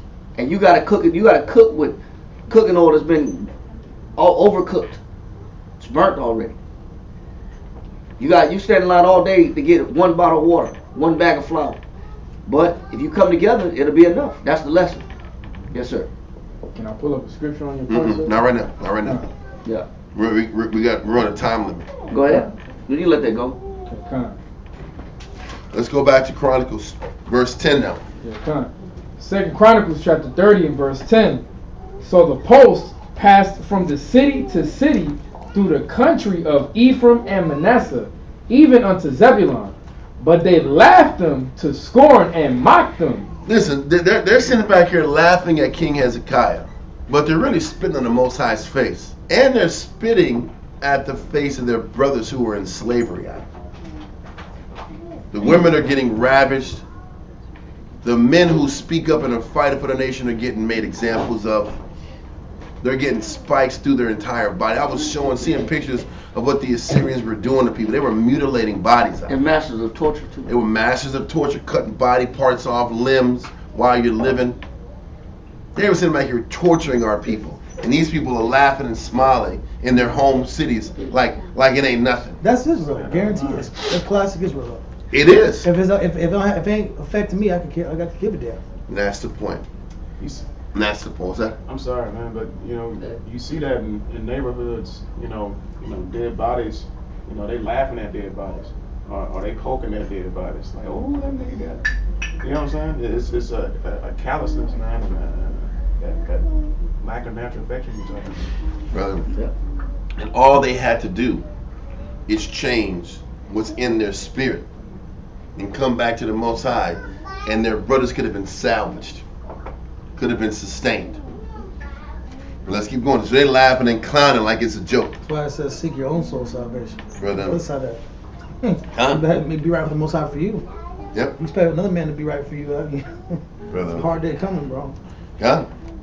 Read on. Verse 11. Nevertheless, diverse of Asher and Manasseh and of Zebulun humbled themselves and came to Jerusalem. He said, nevertheless, there were still brothers from Asher, Manasseh, and Zebulun humbled themselves to the Most High and came to Jerusalem. But it just wasn't enough. It obviously wasn't enough. There was a handful of people that said, man, let's do this. So let's come and serve the Most High. We're going to hold this and let's go back to the Josephus. And it's book 9, chapter 13. I think it's midway point of paragraph 2. Yeah, we were in I think it says, but the Israelites. Yeah. With the coming, upon the coming of the ambassador. Line 265. Yeah, 265. Come on. It says, but the Israelites, upon the coming of the ambassadors. Which means when Hezekiah is sending letters, he's sending ambassadors to read the letter in front of the townspeople, in front of the townsfolk. Read on. And upon their laying before them what they had in charge from their own king, were so far from complying therewith, that they laughed the ambassadors to scorn and mocked them as fools, as also they affronted the prophets who gave them the same exhortations and foretold what they would suffer if they did not return to the worship of the Most High. So it's proof that, the crazy thing is, the Most High, even in this day and age, everybody's gonna have an opportunity to hear the truth. Whether they sit back here and hear or forbear is on them. But the Most High sent these ambassadors. He sent prophets to these same towns telling them that they had to change. You might not read about them. You had your major prophets, Isaiah, Jeremiah, Ezekiel, Daniel. You had your minor prophets, air quote minor. They really weren't minor, but they were referred to as minor prophets. Amos, Joel, Nahum, Obadiah. All these guys. But then you had other prophets that were still commissioned to teach Israel and ensure that they had to change. And they were affronted, disrespected, not listened to. Just like people that are teaching now. You walk past them, our people don't listen to them. They don't really value the message. It's just worst case scenario. Scoffing at the Israelites on the corner. They scoff at them, or it's a world star moment. I get to see Israelites talk about Esau. That's entertainment. Or they dress funny. They dress weird. It's entertainment. We're scoffed at, we're disrespected. But for the most part, our people don't respect the message we drop. And he's saying it's the same thing happened back then as happening now. But everybody is going to hear and know of an Israelite. You look at before everything's said and done. You look at Mike Epps, the comedian. Yeah, man, that just whack. Yeah, he went and put on a garment, headband, and went pretending he was street speaking on the corner. Wow. He was mocking the saints, bro. Mocking the children of Israel. Right? He was already a bad comedian. He's even worse. Yeah. He's not very good anyway. And he thought that was funny, bro. He thought that was the funniest thing in the world to mock these men that are forewarning our people to come together in the last days. Yeah. Israel got it coming, man. It's a joke, bro. I got the definition of affronted. Affronted? Yeah. Real quick. Opposed face to face, dared, defied, and abused. So it's not just I don't want to hear these guys. Israel's so bold that they want to square up on people. It's physical. Israel wants to get physical with you when you tell them something they don't want to hear about. We're that bad. So let's continue. And so much that at length they caught them and slew them. And it got past physical abuse or verbal abuse. They would catch them and kill them. Man. So that was the ambassadors and the prophets. These guys were crazy. They were psychopaths.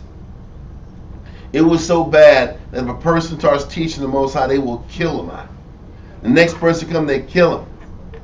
This is how bad our people were in their mindset. Continue.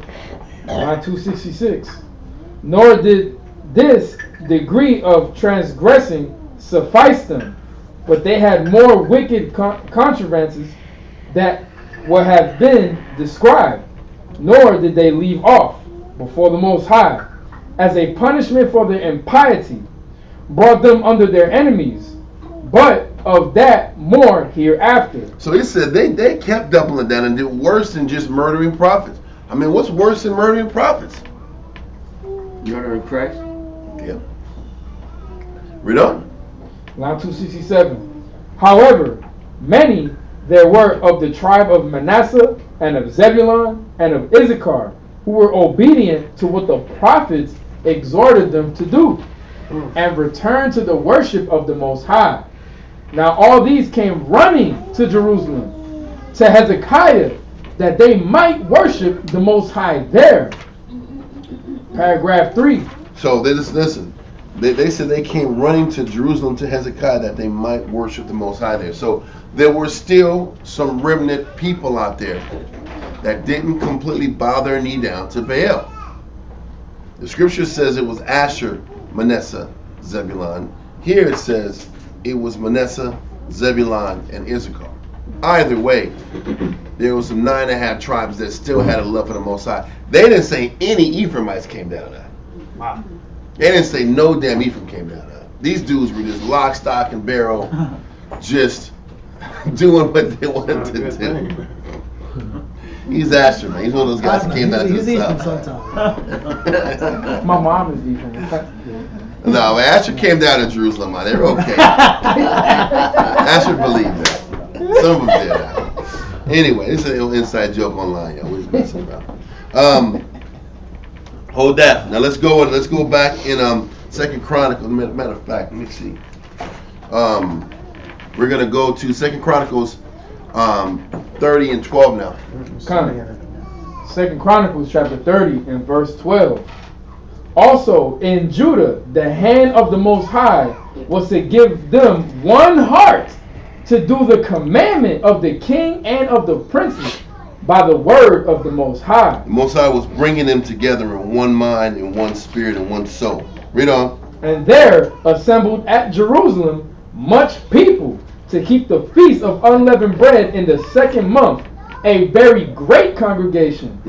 And they arose and took away the altars that were in Jerusalem, and all the altars for incense took they away, and cast them into the brook Kidron. Those were those altars that what's his name? Ahaz had picked. Remember, Ahaz went to Syria to thank the king of Assyria, Tiglath, for wiping out his enemies for him, wiping out King Rezin for him.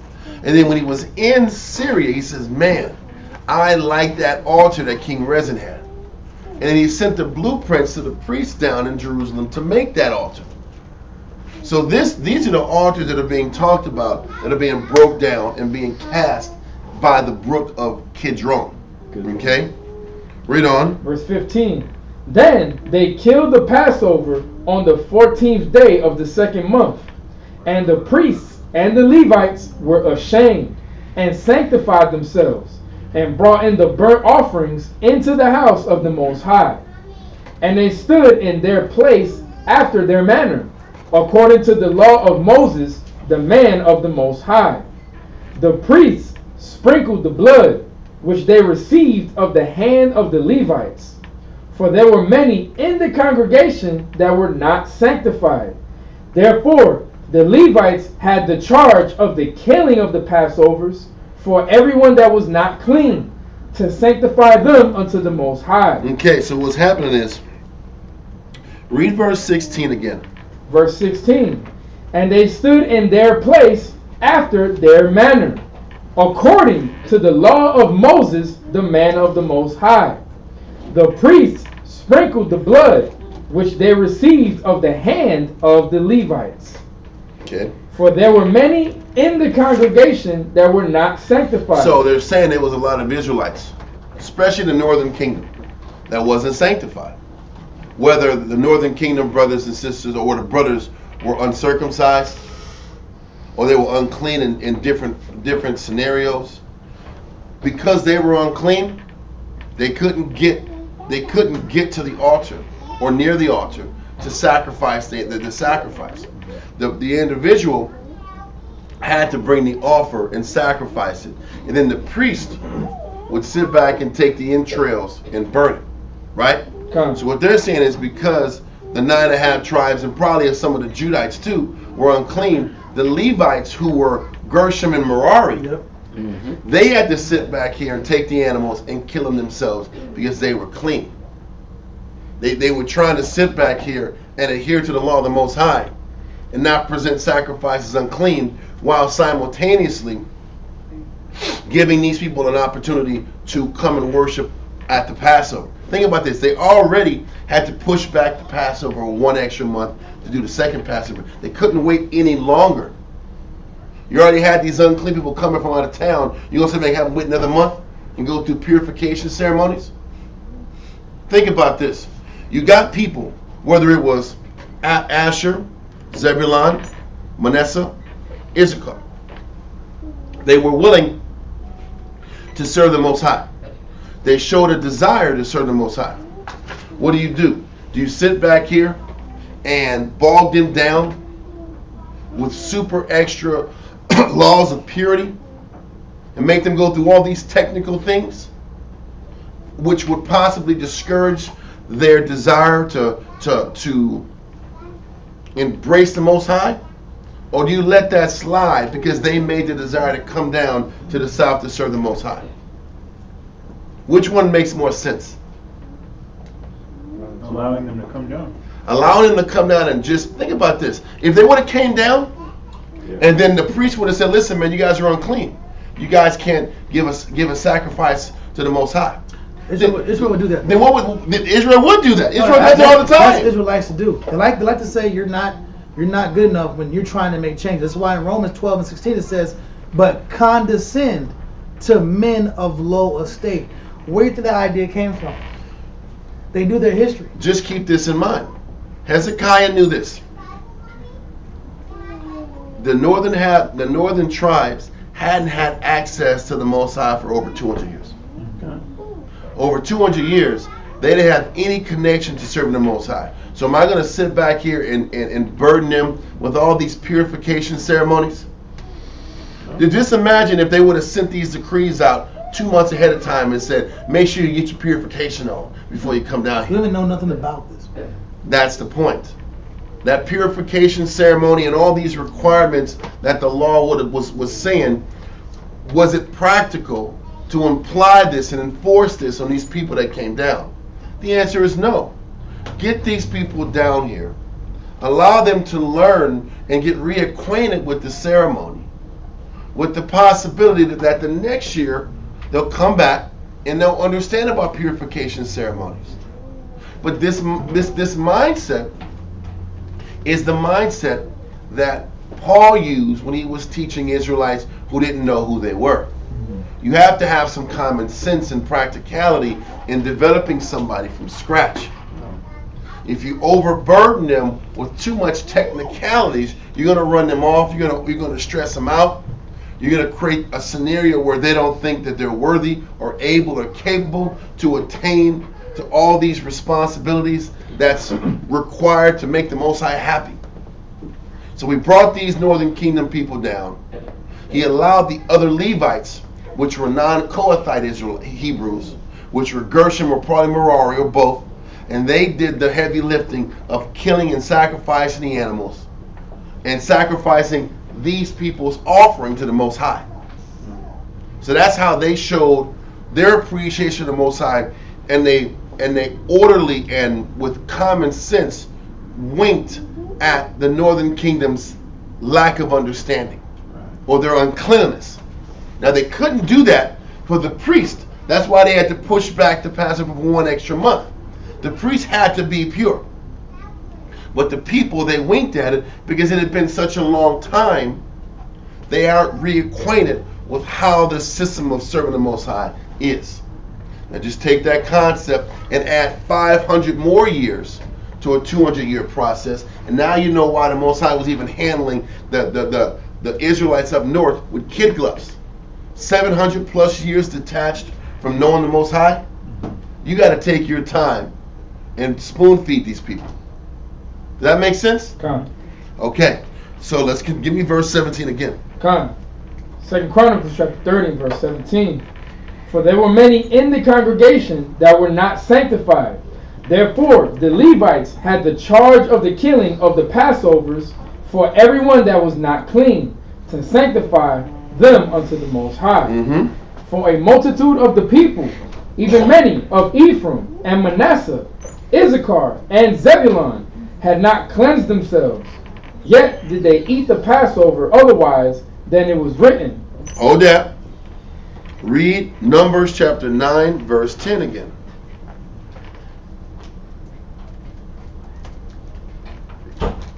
Numbers 9 and 10. Numbers chapter 9 and verse 10. Hold on a second. Let me get it. Let me get it myself. Just a second.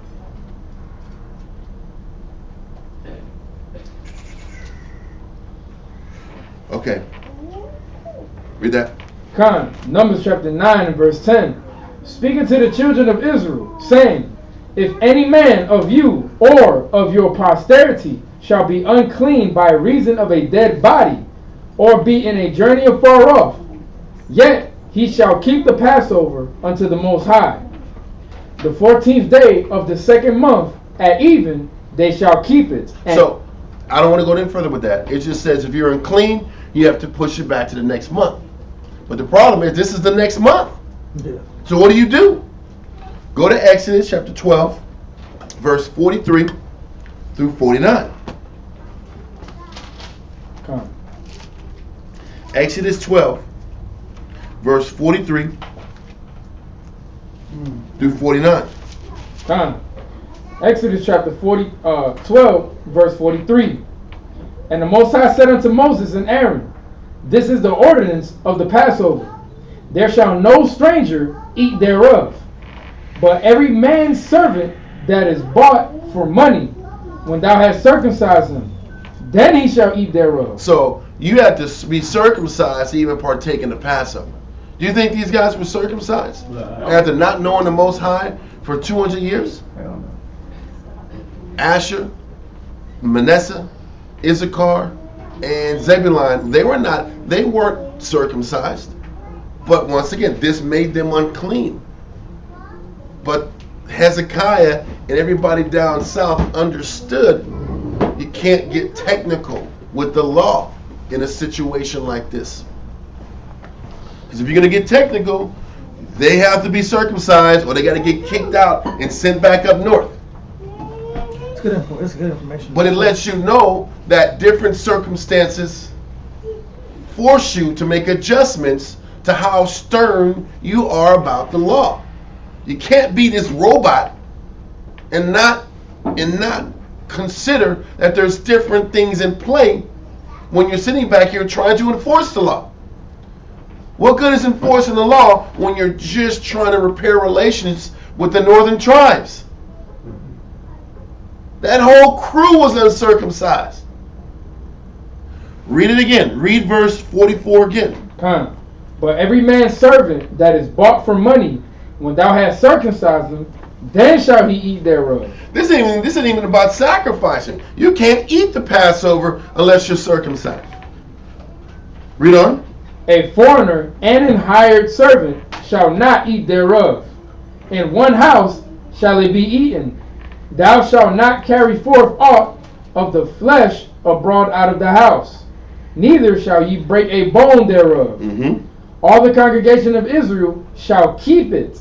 And when a stranger shall sojourn with thee, and will keep the Passover to the Most High, let all his males be circumcised, and then let him come near and keep it. And he shall be as one that is born in the land, for no uncircumcised person shall eat thereof. And this is the issue.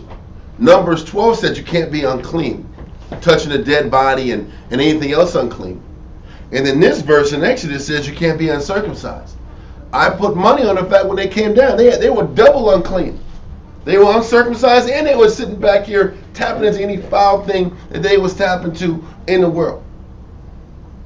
You don't think they just smacked their lips on a ham sandwich before they came down? You know, they had nothing but swine up there. It's no different than dealing with addiction. When people have addictions, they're not getting clean because they came to class one day. Cut. They showed up 1 month and this everybody's addiction is gone. Well, people have to go through a process, a detoxification process. But we're going to not allow people to come in because they're unclean. But that's when you're abusing your position. So if you want to truly be a master of the law, you have to master understanding of the law, so people can get reconnected to the Father. Because the number one reason why you don't enforce it the way you would normally enforce it, the relationship is very thin. It's very light. You sit back here and flex on the northern tribes, you'll never see them again. So then whose fault is it that you ran off the handful of people that were trying to get the Most High? I was standing up for the law of circumcision. So which one makes more sense? Standing up for the law of circumcision, or being conscious of the fact that I'm trying to build a spirit and build a relationship to get them to come back, so eventually I can give them the details later. Nobody's. That's Christ, in essence, being with the publicans and the sinners. God. He said, "For the whole need not a physician, but the sick." So we know where the focus should go, where the mercy should go, the compassion should go. It should go to the sick, not the whole. So and this also in 1 Corinthians 12, where he says, "Our comely parts have no need." Yep. He said, "But we bestow more honor upon the weaker members." Yep. You're supposed to give more attention to the weaker members. Yep. And the compassion to the weaker members is not having such a high demand and expectation of them to operate the way you operate. Right. That's what the compassion is. I have to understand that you can only operate so much, and I can only expect so much out of you. Right. So let me sit back here and only put so much on you, knowing that anything more will break you. That's where the compassion comes from. That's where the understanding comes from. And this is where Hezekiah and the priests understood that what was more important than enforcing the law was building bonds and building brotherhood. And we're not throwing away the whole law. All it was, nobody said they can murder and kill and steal and pillage out. Nobody said that. We're just dealing with the technicality of circumcision. And what we're dealing with is this. Yeah. We're dealing with how much of the system of the law can you take at a time. Yeah. Didn't the Most High talk about we're babes in Christ? That's right.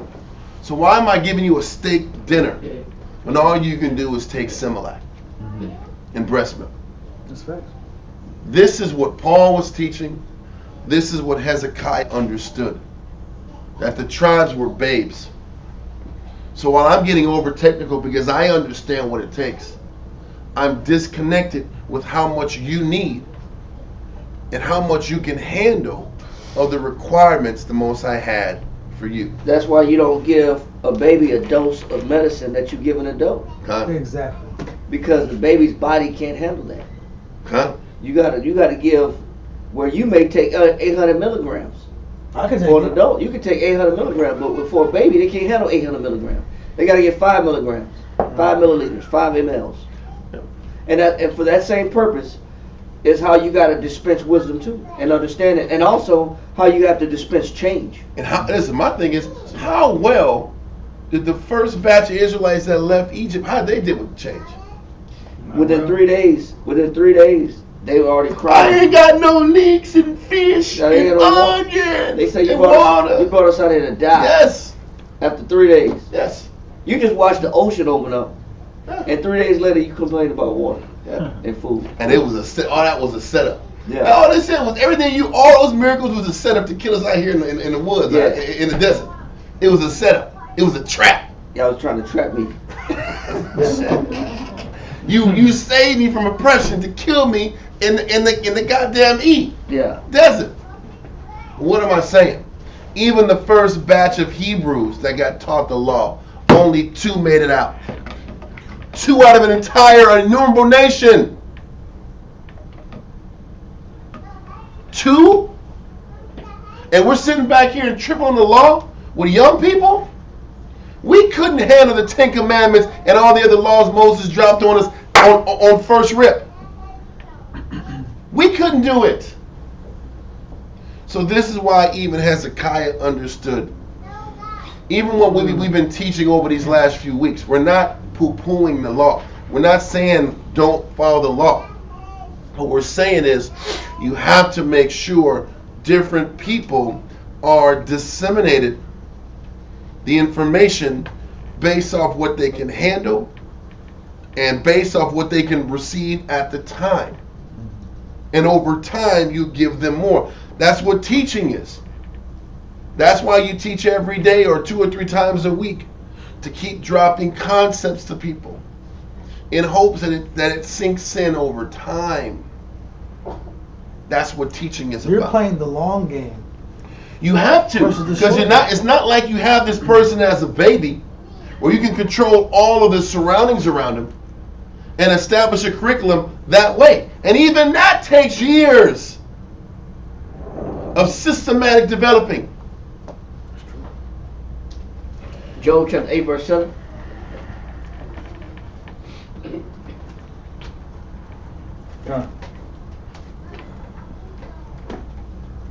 Job chapter 8 and verse 7. Though thy beginning was small. He says, though what? Though thy beginning was small. Because the Most High knows that our beginnings be what? Small. It be small. Can you at least stop eating pork? Yep. Can you at least stop smoking cigarettes? Can you at least, we'll get to other things later. You're coming to the Passover. Next time you come to the Passover, make sure you're circumcised. Next year. Next year. I give you a whole year to wrap your mind around this cutting of the foreskin party out. Yeah. Okay? And then also come back in 50 days and let's do this first fruit thing too. We can get to talk more about what you got to do next. Right. Oh, and by the way, you came to the first fruits, cool. Now come back to us on the memorial blowing the trumpets. That's the next high holiday. Mm-hmm. You see how you're slow playing somebody? But every time you come, they're learning a little more. They're getting reacquainted back with their history. Versus saying, if you don't know all these things, you can't come around. And this doesn't make sense. Keep going, I'm sorry. No, it does. You know what I'm saying? Read. Yet thy latter end should greatly increase. So, although the Most High knows that people take what? Small steps. Compared to the latter end, when you look down the line, if they keep taking those small steps, in the latter end they'll change. In the latter end they'll increase. Same thing with knowledge. You can't force heavy, meaty concepts down babies' throats. It's too much. And if you do, ain't like they're going to learn anything from it. They're going to choke on it. Get ready. Yeah, exactly. That's what's going to happen. They're going to choke on it. And a lot of people choke at heavy concepts, heavy understandings. So that's why you gotta take small steps to change. Yeah. Like they say in rehab, one day at a time, man. Yeah. You gotta take it one day at a time. Sometimes you gotta take change hour for hour. Yes. Did you defeat the last hour? Yep. Until a person can get a grip and a foothold and a stronghold on their weaknesses, on their understanding. People don't change. we've been around, at least had the beauty that the Most High gave us, to see that men take years to change, bro. Men and women take years to change, bro. They come to class. I don't mean they change because they came to class. A lot of times, the first couple of years coming to class is just a person is feeling out what they're learning and trying to see if this is real or not before they actually. And I'm gonna say this, but a person can be feeling things out, and they can be determining if this is what they want to do, while still following the laws. And this is why it's so important to understand that learning and mastering the laws is the beginning introduction level of understanding what it takes to please Christ.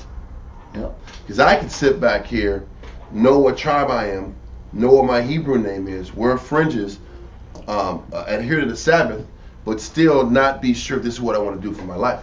Right. Am I right or wrong? Come on. These are all facts. That's a different level. It's a different level of understanding. And that's what we have to that's what we've been trying to build up to. And even when we continue our class on Monday, we're going to go into how even the scriptures in Galatians 3 talks about how the law was our schoolmaster. And we'll go into it soon, but what is a school? Anything related to school, especially elementary education, is what? Foundation. Is your foundationary concepts. You never forget your 26 letters of the alphabet. You don't forget your colors. You don't forget your numbers. Addition and subtraction is necessary in order for you to learn division and multiplication. All those things are necessary. Then guess what you learn? Basic geometry. Triangles, parallelograms, yeah. all that stuff. And then you sit back here and you start eventually learning algebra, geometry, high-end geometry. Then you're getting the calculus on this advanced math. Statistics. Trigonometry. Well, yeah, trig. Well, trig is like sophomore year, man. Trig is geometry, then it's trig. The trig is the advanced form of geometry. Point is, once you get to statistics and that stuff, you still can't forget your foundation.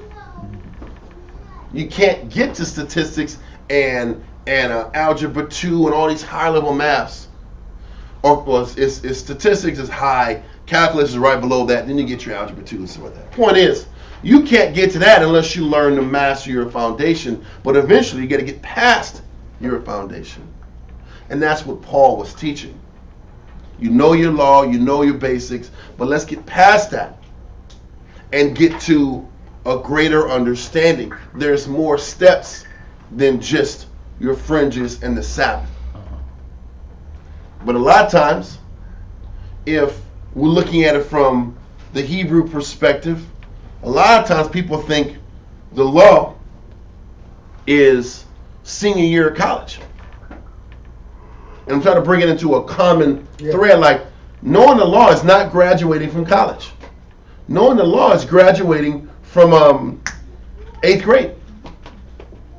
You got high school and college left. Yeah. There's more understanding and learning. You have learned. You have attained. You've accomplished and gotten through middle school. That means something. That is a great thing. There's ceremonies for middle school graduations, huh? Yeah. Ain't it? Yeah. I remember my middle school graduation, I learned, this guy said, whenever you shake a person's hand, young blood, look him in the eye. I was like, yes, sir. Anyway, the point is, it was an accomplishment to go and finish middle school. But then you got high school, bro. And then you got college. And if that's the path you want to take. There's different levels of education. Higher learning. There's higher learning, and Christ was higher learning. The message that Christ lived and taught was higher learning. That's how you have to look at how the law operates. And that's how you look at the law in comparison to Christ's message. They're not two different things. It's just advanced concepts. Okay? And one of them advanced concepts, real quick, is Matthew chapter 19, verse 27. You can read that real fast. Kariah, head out. Let's get Yar.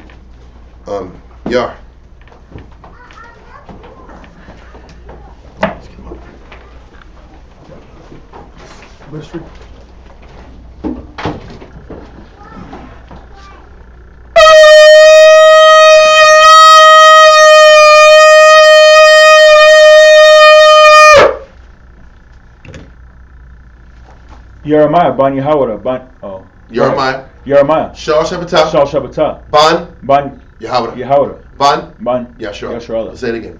Jeremiah Shal Shabbatah ban Yahawah ban Yashar. Jeremiah Shal Shabbatah. Ban Yahawah ban Yashar. And much. Rope. Yahweh Hashem Yashar Bakatah. Yahweh Hashem Yashar Bakatah. Not ban God, man. That was the second time I did it. No, that's good. It's just good. What was the scripture again? Matthew chapter 19, start at verse 27.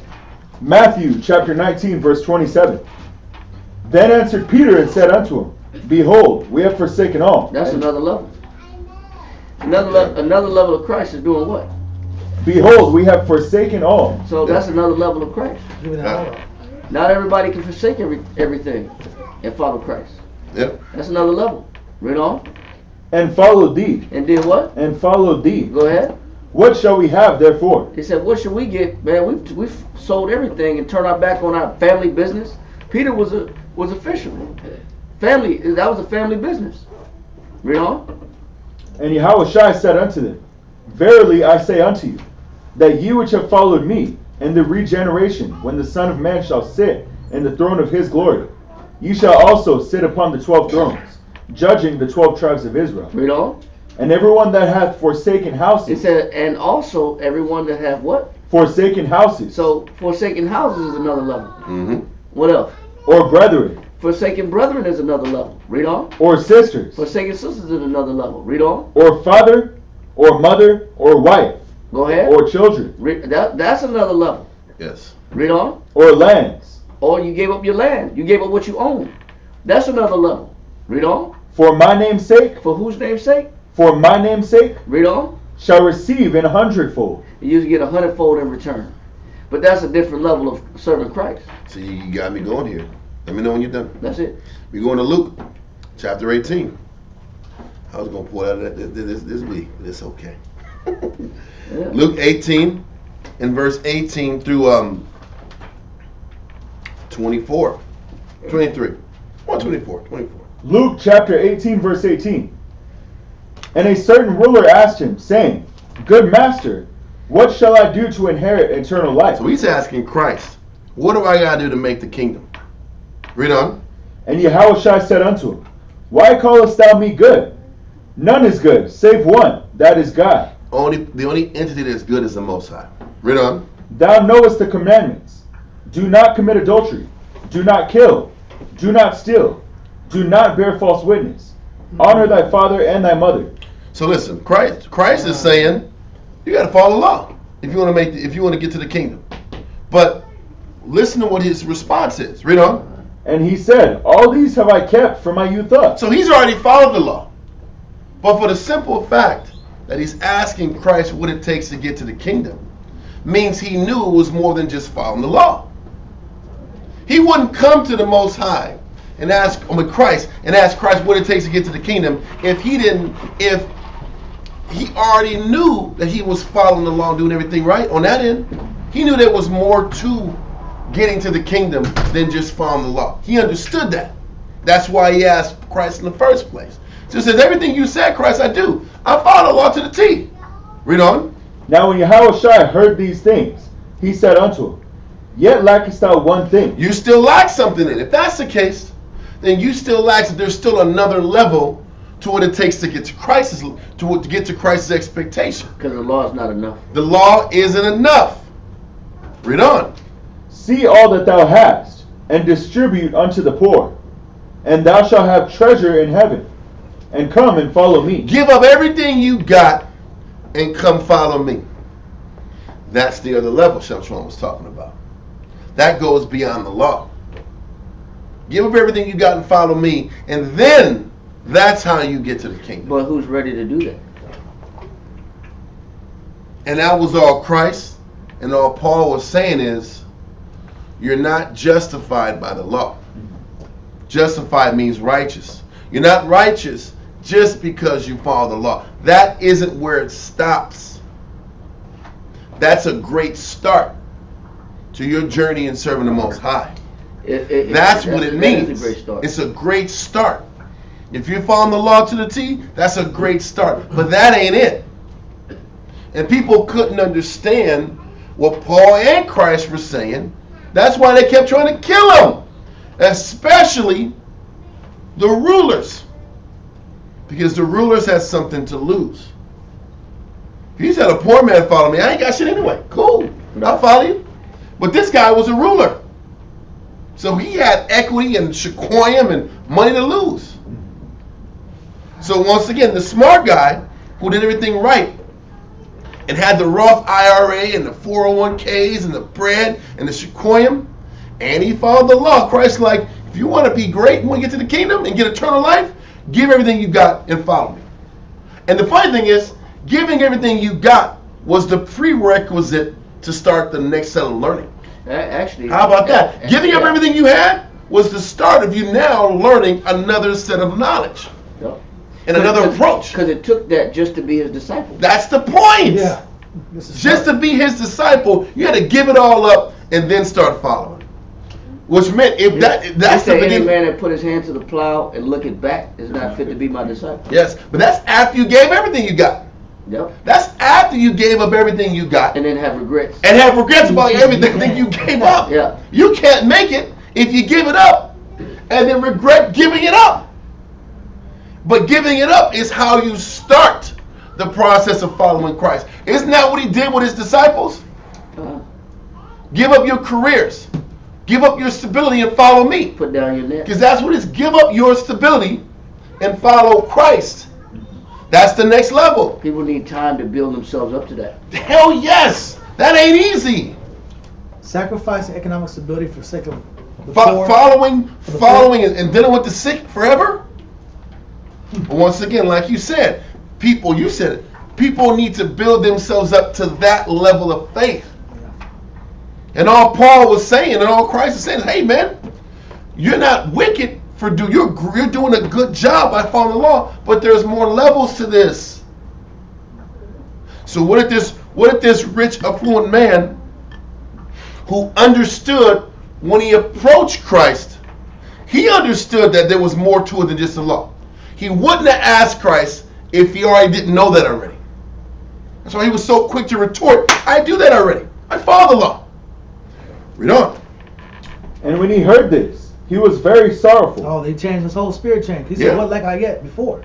Yeah, he was bright-eyed bush tail earlier. Yeah, what like I get? Yeah, read on. For he was very rich.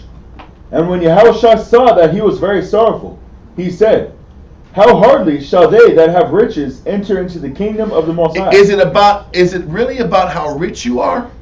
Or is it about the fact that you don't want to give up your riches? Because riches is figurative to the person. It's the fact that a person doesn't want to give up his comfort. Those are the ones that don't get the kingdom. Because one person might think having $50,000 in the bank is rich. Another person will laugh at that. Like, that ain't nothing. I got $200,000 in the bank. Another person might think rich, I have a home. I'm dead ass serious. Israel's in a lot of Israel we dealt with, the pinnacle was owning a home. Yep. Well, that's a big ass bill. That's something to be proud about. That's a big ass expense. It's cool to have a home until your roof is out of warranty. And you're in year 12. So you got golf ball sized hailstones coming down on your roof. Then it ain't cool to own a home. Or you own a home and you got a divot in your goddamn a foundation. You got to split that in that shit. Then it ain't cool to be a homeowner. No, it's 105 outside. Your AC went out. Yes. Or when your AC goes out and it's operating on 100 and it's only getting your house down to like 85 degrees out. Yeah, you might. Because before it completely shuts down, the inside of the house is like 85 and you're blowing all kind of fans in the house. Yeah. And I remember my electricity was like $800 a month. I was like, this shit gotta stop. This is bullshit. This is some bullshit. I was sweating and I was blowing $800 a month. Oh, I gotta figure something out. What do I gotta do? I gotta put a second on the mortgage? What do I gotta do? Something gotta happen. Point is this. Riches is figurative to the person. What Christ is saying is, is a person that doesn't want to give up what he has. Though that's the one that gets exposed or is in danger of not making a kingdom. But that's the next level of understanding what following Christ is all about. He says, if you want to follow me, you got to give up everything you got and follow the Spirit. That's the next level. Is that making sense?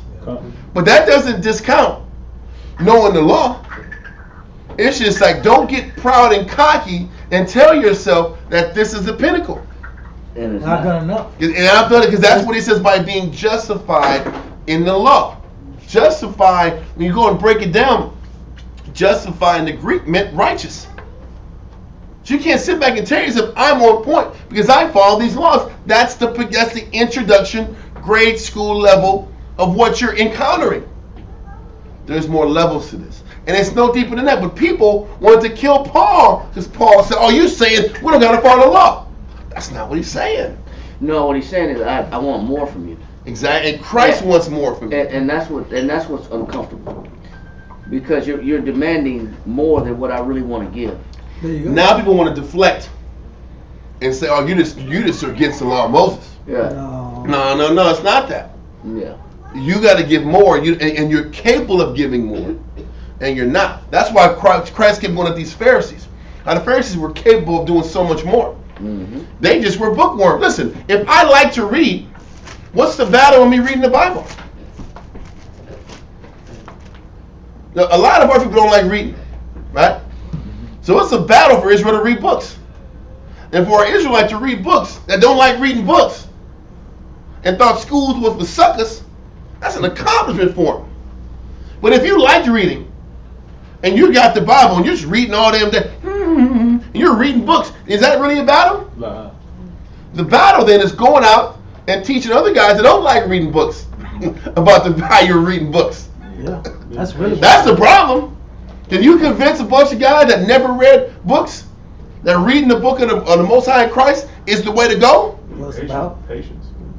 But you know the problem is, you listen, you get thrown off kilter because you got to go into the arena where you don't like really being. The Pharisees was up in their sealed houses reading their scrolls, looking down on the people who weren't educated. And people don't say you gotta struggle with people that are hard-headed, bro. You don't get it. You think there's people that can say, open the book and say, you know what, you're right. Listen, when you sit back and say, be a father to the fatherless, you know how hard that job is? Yeah. A fatherless kid has never been corrected. I grew up a flipping screw up. They're saying that to say I'm proud of not screwing up and not being corrected. Yeah. That's what we got to teach. Yeah. A bunch of people who don't like to be adjusted. That's the battle. That's the work. But these Pharisees weren't doing that. They weren't even around the sick. That's why Christ was around the sick. That was the work. The work was in being around people who didn't read. And see, that was why Christ taught them to follow the law if you want to make the kingdom. Because the person that had no self-control over himself, didn't the scripture say that the law was made for the what? Lawless. So the lawless Israelite, that was the damn publican and sinner. Let me teach the publican to follow the law. Let me teach the sinner to embrace following the law. And discipline, yeah. But you know what? The Pharisee that already got this law thing situated, you got to do more now. But you know what the Pharisee was like? These silly publicans, they still ain't figured out the law. I'm on another level of them. But then when Christ said, okay, another level guy, then you follow me and give him everything you got.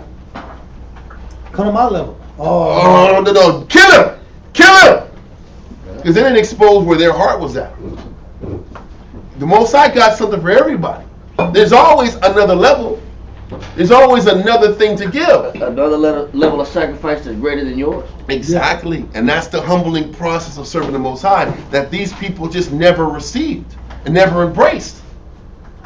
And their pride was based on the fact that they can run circles around other uneducated people.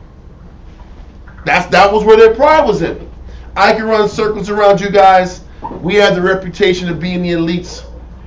Just follow what we tell you. You're not going to read anyway. That was what was happening, damn, in feudal England. It was the same thing in England. The serfs and the lords, that we were doing the same thing to them. The people, the commoners who couldn't read, got crapped on. The elites kept their education and kept everybody else dumbed down. That was Israel doing the same thing we were doing in Israel. And we took that concept to Europe. Elitism, classism. Yep. Anyway, we kind of veered off a little bit, but I think it was important. We got to keep driving these points to keep getting Israel to understand that we're not just anti-law. We're not anti-law. We're not anti the Sabbath. We're not anti-fringes. But let's not forget that there's more to it than just that. So let's not predicate our entire lives just on that. There's more to it. That's like half cooking food, bro. You got the law down. That chicken's half cooked, bro. There's more to cook. Mm-hmm. So Israel wants to just. There's more of yourself to cook. Yeah, That chicken is you. Yeah, You're the chicken. With that bloody chicken inside that. It looks pretty good on the outside. It looks good. They got the herbs on it. It's kind of hot. Herbs and spices. Like, I'm ready to eat right now. I'm ready to eat it now. Like, bro. You open it up and it ain't looking good. Yeah, You will get some salmonella in your stomach. You will have salmonella in your stomach. It's unmercy. And you will have bubble guts for 3 days. That's consequence for not cooking this meat. What's that? So the people are gonna eat you up. Yeah. That's what you're saying. So we're the chicken. When we're not fully cooked. Yeah. When we're not fully cooked, then we don't make ourselves palatable for our people. You know what? Even if you are fully cooked. You getting deep on that. You went like this. You went deep. You went subterranean on that. I was like, damn, he's subterranean on us. He got deep. I'm gonna stick with it. Oh my God, you got deep on the side. Hey, I'm gonna stick with your point, bro. We are the chicken. I'm gonna show you. Go to John chapter 6.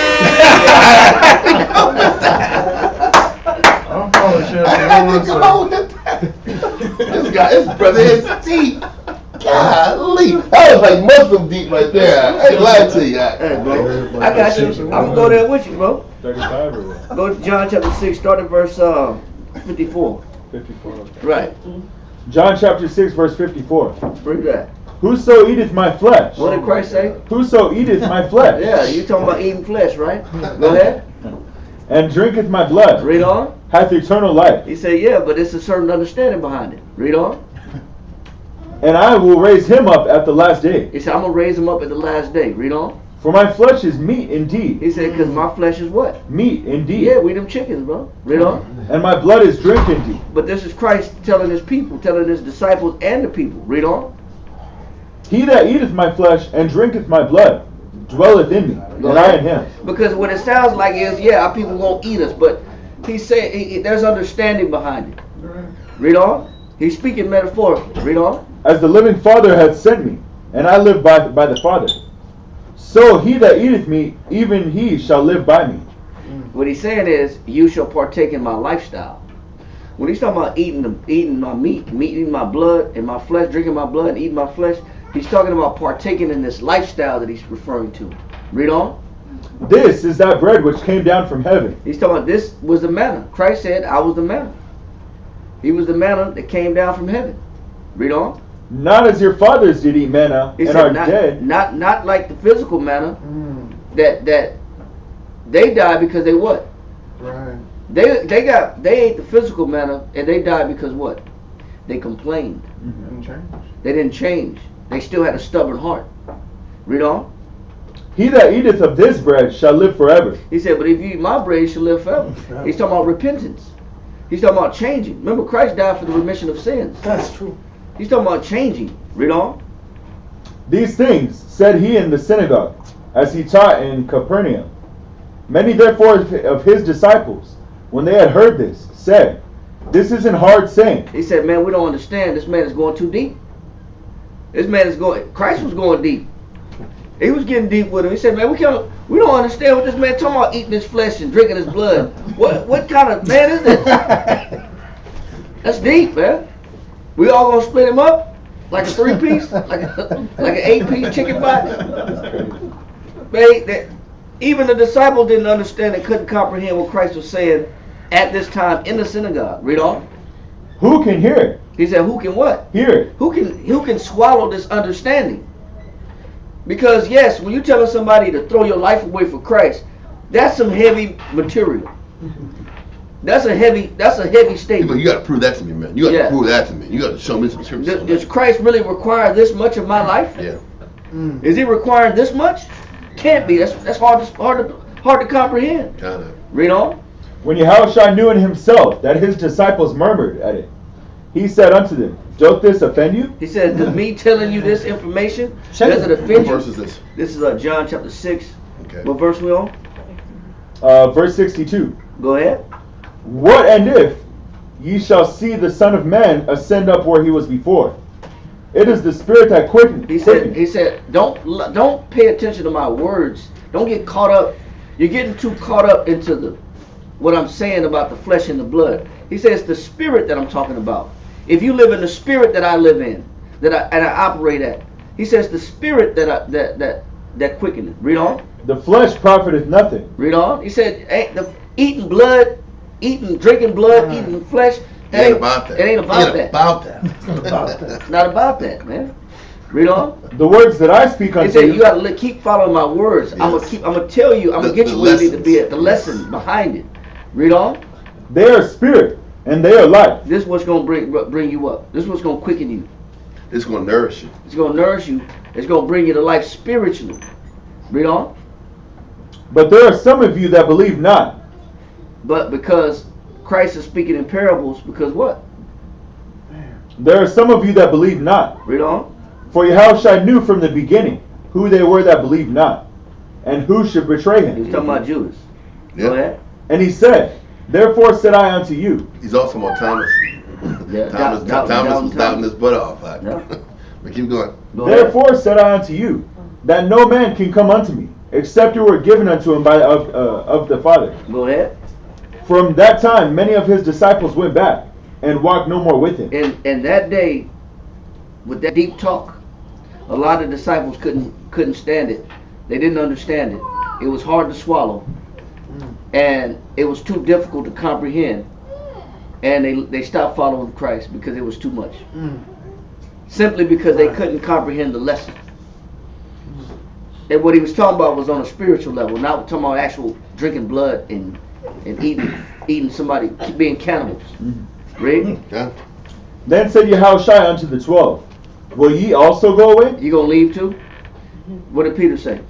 Then Simon Peter answered him, Lord, to whom shall we go? Thou hast the words of eternal He life. said, man, you got the words of eternal life. I'm never getting. That means he understood it. He then. understood the lesson. He understood the You point. got the lessons. You can show us how to get to the next level. Right, and that's why Peter said, I'm not going nowhere. Because it's bigger than just drinking blood and eating flesh. But some people couldn't get past that point, and they stopped following Christ after that point. So there's certain points where people will ring the bell. Yeah. Just like they do in the Special Forces and the Marine. They ring the bell, I quit. It's too much. There's certain points where people say, I can't do this. It's too much. I can't. Maybe it's not meant for me, or maybe this is impossible. Yep. So, but Peter's like, man, I'm not going nowhere. I understand what you're talking about. Maybe they don't. So, just on that point of what you're saying about eating blood and eating, we the chickens. No, Christ is the vessel. We got to partake in his lifestyle. In his lifestyle, we know that he did what? He said, he that is strong, do what? Bear the infirmities. Bear the infirmities of the weak. And do what? And not please yourselves. No, It says, that's for the even part. Christ please not who? Himself. Himself. That's that drinking that blood, bro. The living sacrifice. Yeah, being a living sacrifice. Live for somebody else other than yourself. Right. Can you do that? That's hard to But do. the beginning of that process, the beginning of living your life for somebody else, is giving up everything you own and following the Lamb. Yeah. Follow the That's Lamb the beginning of it. whithersoever he goes. Whatsoever you But go. you got to give up your stability and your comfort and what works for you, so you can learn how to be taught how to live for other people. But I disagree. But you listen, what he said, you can't live for other people unless you give up what you got, Yeah. and then follow Christ, and then you'll learn how to be there for other people. It's hard to swallow. Those are different levels though. And that has nothing to do with attacking or bashing the law. Nope. The law is good. The law works. But you just can't sit back here and say, and this is what Paul kept saying, you just can't say that is what it takes. That's what makes a righteous man. Or we have Abraham to our father. Exactly. That's not enough. Right. He's like, it's cool, but stop equating righteousness with the law. Your righteousness is equated by how well you follow Christ. Moses got you to Christ. Yep. Christ gets you to the Most High. How about that? It's a ladder. It's a ladder. It's an upward climb. It's dangerous. And we was talking to the brother yesterday. We were saying, listen, who was there? Who gave us the law? Who was talking to Moses in the first place? It was Christ. Christ gave Moses the law. How about that? That smoke that came down the tabernacle, who was that? Yeah. It was Christ. Christ was there the whole time. Pillar by day. And fire by night. Cloud by day, pillar fire by night. God, that was Christ with us, walking us through the law the whole time.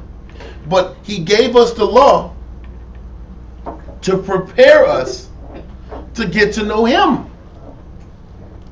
And then once he got to know us learning the Most High gives us access to the Most High. I'm sorry.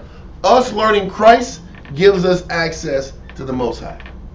He tells you, listen, no man can go to the Father unless you get through me.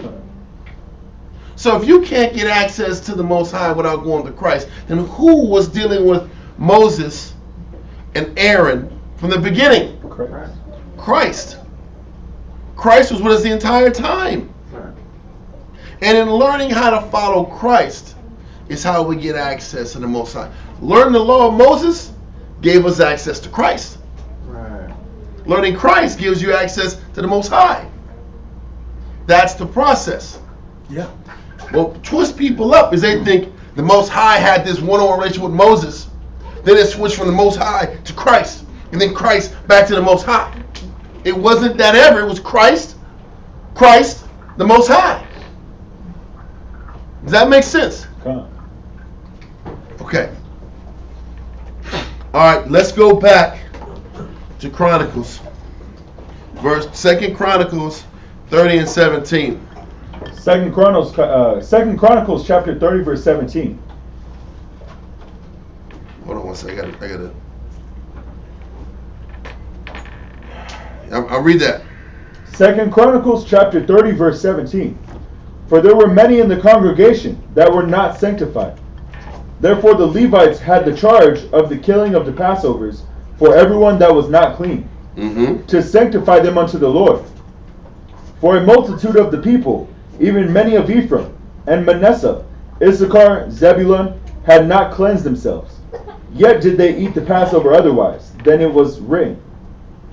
But Hezekiah prayed for them, saying, the good Lord pardon everyone. And it's because he understood that Most High was going to pardon everyone who had offended the Most High in their ignorance. So it wasn't prepared. Acts 17 and 30. Read that.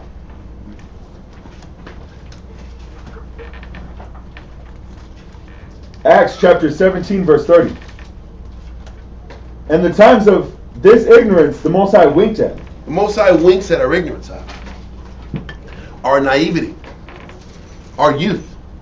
He winks at our youth. What does that mean? He gives us time to change. So we're not going to be subject to all these heavy responsibilities and burdens off rip while I'm learning about Christ. Read on. But now commendeth all men everywhere to repent. So what does that mean? So that means, well, what Paul is even saying here is, okay, I understand that teaching these Israelites who roll like Gentiles, they're going to be ignorant. So the Most High is giving them a grace period to figure things out. Once you're taught and you know, now you're on the hook and responsible to make the changes. But that's even still stair-stepped. You're only responsible. The question is this: are you responsible for what you know or understand? Understand. But that's the problem. But the problem is this: everybody understands at different paces. I can tell somebody something 5 times, and the light bulb clicks when? Never did. Maybe that 5th time. maybe 10 times. Yeah. But the Most High winks at our ignorance to give us a chance to repent and change. But once we get it, now we're on the hook for it. Now we're responsible to make those adjustments. Once you know better. Once you know better. So that's why Hezekiah understood the Most High was going to pardon this entire hassle with the brothers who were uncircumcised and who were unclean. So let's continue. 2 Chronicles chapter 30 verse 19. That prepareth his heart to seek the Most High, the Lord power of his fathers. Though he the be key point is prepared. Like we went to last time dealing with Noah. Noah could have said, "Yeah, man, I got half the ship is half built. I think I did pretty good. I got the animals. Most High got it from here." He still maintained that urgency and kept preparing himself. You have to ask yourself, am I prepared enough for Christ? Am I, with my wedding garment, spotless and unwrinkled? With where you're at, with what you know, with your capabilities, have you maxed yourself out where you're at in your spirit? Read on. And what you're saying is important because we can't judge where somebody else is at. Yeah. You know, we don't know where else. Read that one more time. verse 19. That prepareth his heart to seek the Most High, the Lord of power, his fathers. It says that prepared his heart to serve. He says the good Lord pardon everyone that prepareth his heart to seek the Most High. Right. Mm-hmm. Go to 2 Chronicles chapter 6 verse 30. Where's it again, sir? 2 Chronicles chapter 6 verse 30. 2 Chronicles chapter 6 verse 30. Read that. Then hear thou from heaven thy dwelling place, and forgive, And forgive. Go ahead. and render unto every man according unto all his ways, Read on. whose heart thou knowest. He says, because the Most High, only the Most High knows what? The heart. Every man's heart. Read on. For thou only knowest the hearts of the He children said, of because men. only one person knows the hearts, the sincerity of the children of men. How sincere men are. So I can't judge another man's servant because I don't know how sincere another man is to the Most High. We can't mind read. We're not mind readers. There you are. And we don't know, there's not like a commitment bar that shows up on a person's forehead. You know what I'm Like saying? 85 kilos, 85 and 73. Yeah, we don't know. There's no dedication bar. You know what I'm saying? But only the Most High knows how sincere. Yeah. That's why you got to seek out your own soul salvation with fear and trembling. Worry about what you're doing, because we don't know this. All we can do is warn, guide, teach, admonish, Yeah. to make suggestions. Yeah. Only the Most High knows what. Read. That they may fear thee. No, read Oh, that part. that second part. For thou only knowest the hearts of the children of men. He said, only the Most High knows what? The hearts of the children of men. Only the Most High knows man's heart and his sincerity and his dedication to him. Can I say something? Or I'm Yeah, so basically he's saying, forgive them based on their heart, because only you know. Yep. And for those of y'all who are control freaks, keep this verse in mind. Because a lot of times, for those brothers who want to control situations, they want to also control and assume that they know what a person's thinking. Yeah. A control freak and his obsession for control also connects with his desire to think he knows what a person's thinking. Yeah. I think those two things kind of match together, right? Yeah. And it's very important to understand, if you are a servant, and if you really believe that you're a teacher, and all your job is to do is to water and plant, then let it damn be. Let that be. Any thought outside of watering and planting is your assumption. You're assuming what you think this person's thinking. You're assuming what you think this person's going to do next. And you know what the crazy? Why are you worried about what a person's going to do next? You can't control it anyway. Nope. The only reason you're trying to outperform and maneuver a person is because you want to control how this person thinks and operates in the first place. Can you sit back here and just teach, and however a person's going to operate and do, let him do it? If you got faith, that's what you're supposed to do. But when you're going to sit back and read between the lines and figure out what a person was in a person's heart, now you're out of pocket, Now you're trying to control the narrative, and the Spirit ain't with you for that. All you can do is teach. Hell, Christ knew he had a snitch because he can read minds. And what did he do about it? He let the sellout roll and play out, run his course. So if Christ, knowing what a person is, without a shadow of a doubt, let a person run his course, why can't you let a person run their course? Without maneuvering and preparing to adjust with what you think a person is going to do. Israel does it all the time. Let a person run their course if that's what they're going to do. Why do you got to sit back and think through and anticipate what they're going to do? Why? Because that's your desire and need for control. Anticipation and thinking, I got to get in your head. No, you don't. That's the Most High servant. And if I'm going to try to get in your head, I'm only going to try to get in your head to help paint a better picture for you so you can make a better decision about what you're going to do with your life. Anything outside of that is you trying to sit back and control the narrative and be overboard negative. That's true. Just so that the Most High is the only person that for sure knows the heart of another person. And you stop out, oh, this person don't want the truth. He ain't trying to change. I know. And when you heard that? I know. He ain't trying to change. No, you don't. So stop even operating in those boundaries. And you'll be a lot more stress-free if you can let that go. That's a fact. You said only getting their mind enough to in a position where they're asking. Well, I'm trying to, my job is to understand you so I can help you fight your battle. Right. Anything outside of that is above my pay grade. I am trying to control how a person and what they do. I can't control that. I can't control what another person. I can't control what my wife does. Nobody can. All you can do is be a good example, teach, lead. Yeah. Anything outside of that is you trying to control a person beyond your means. If a person is going to leave, they're going to leave. If a person is going to stay, they're going to stay. So we got this kind of power. We can control what people do. No, you don't control nothing. We are unprofitable servants. We do what we're supposed to do. Can we keep that in mind? I've seen a lot of Israel over my time have God complexes. They got to control and micromanage everything in their life. In the spirit of having wisdom. I have this is what using wisdom is. No, it's not. Who was that thing? Who was that? That's eternalism. That's the spirit of Ike. That's the truth. You try to help Ike? That's what it is, Ike. I want to control every damn thing. Eat the cake. Anime. Eat it now. Well, what if she didn't want the cake now? Can she put it down and eat it later on when she feels like it? I'm telling you, Israel is heavy on that shit out. Yeah. Anyway, then they'll say, anyway, I'm not going to take it further than that. But I think it's important. The more wisdom you get, the more you realize that you're just a spokesman and a watchman. We really are just watchmen. We're nothing more, nothing less. Our job is to warn. Right. Send a message. Okay. And then whatever you do with this message is up to you. Like, why am I trying to control how you receive the message?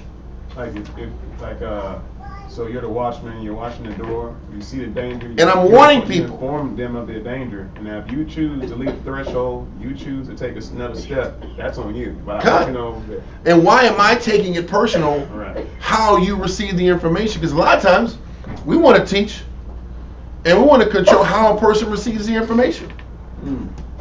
How it's received, if it's appreciated or not. That ain't nothing to do with us. Can I teach? Can I disseminate the information and just give it out because it's supposed to be given out? Versus trying to control how it's received? Or I got to perceive if I think this person's really receiving it?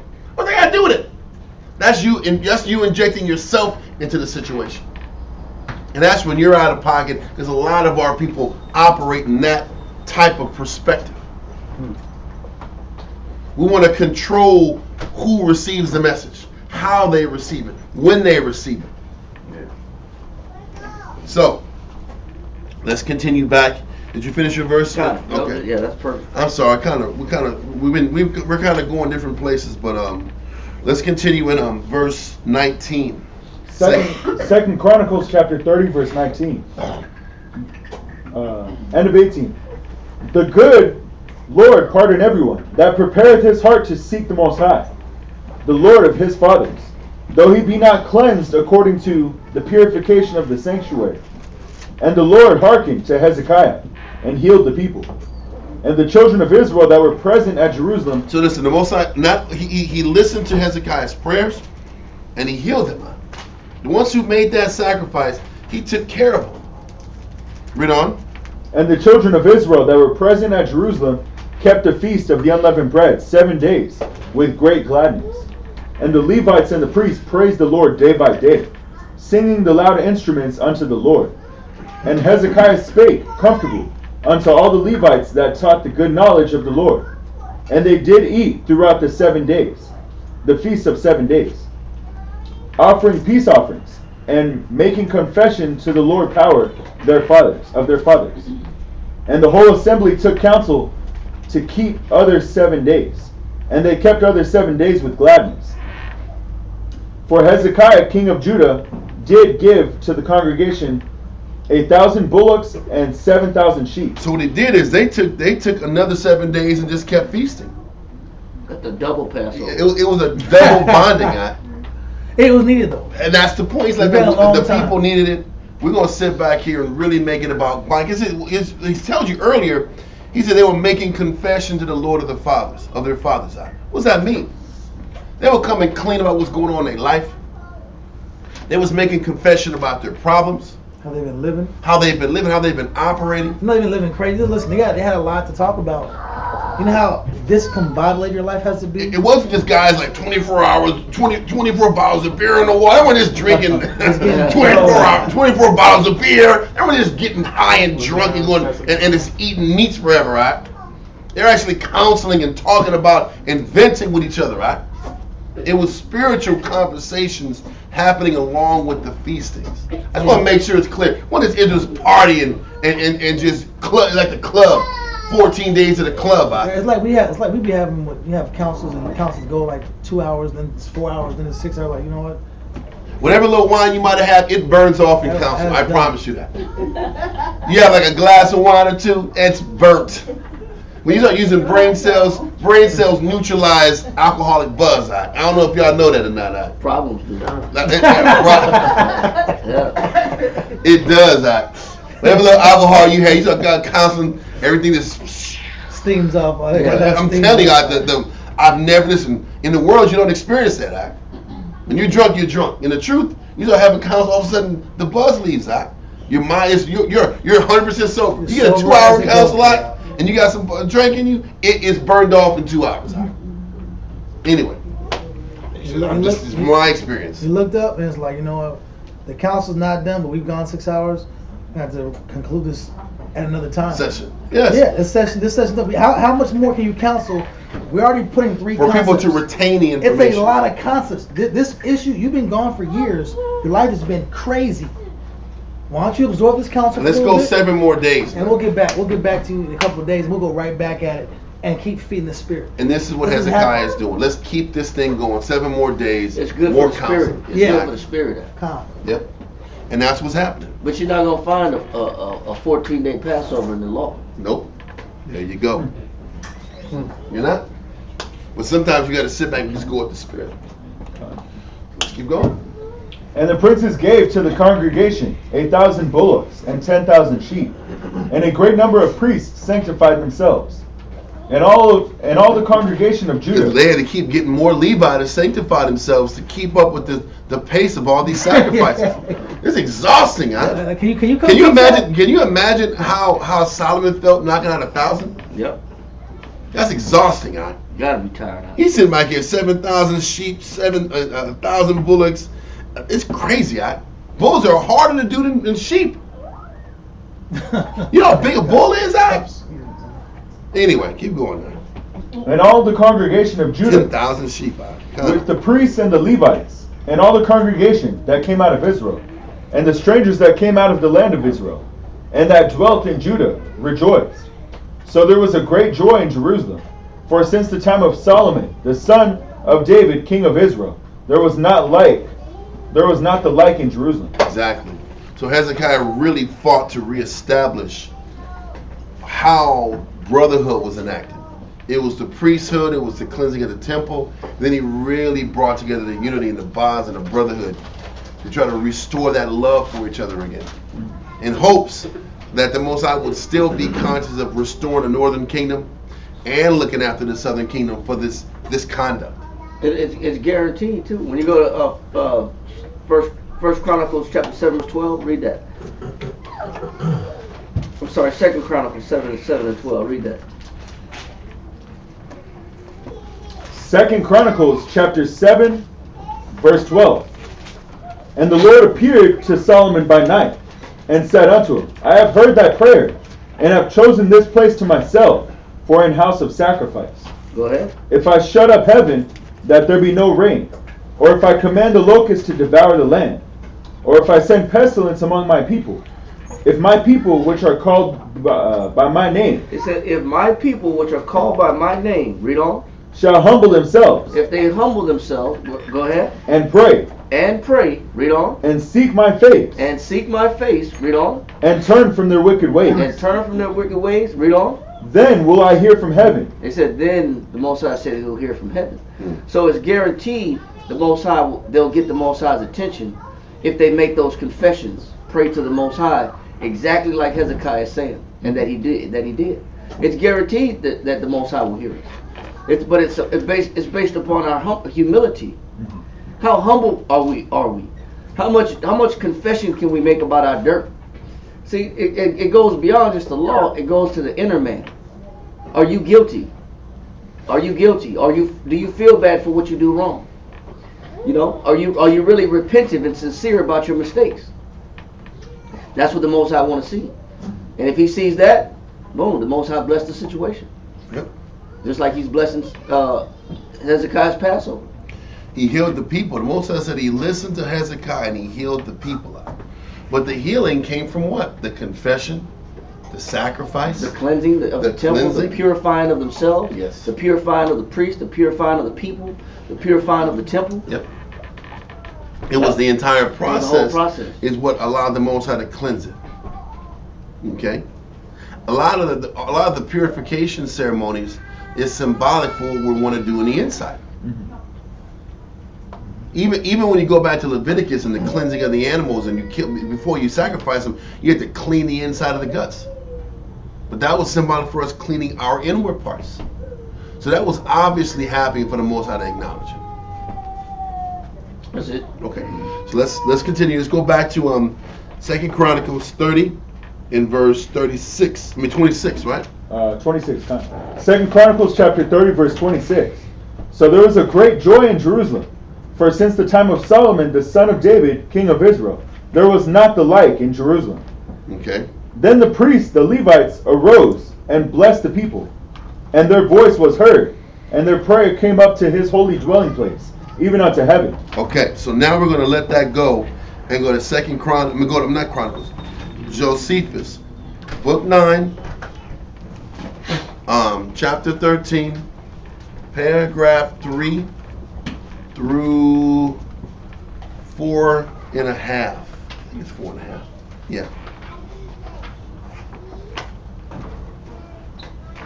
Okay.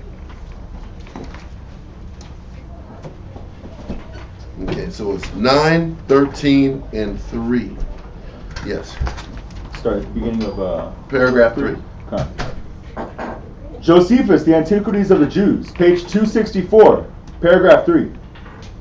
When these men were come, King Hezekiah went up into the temple with the rulers and all the people, and offered for himself 7 bulls, and as many rams, with 7 lambs, and as many kids of the goats.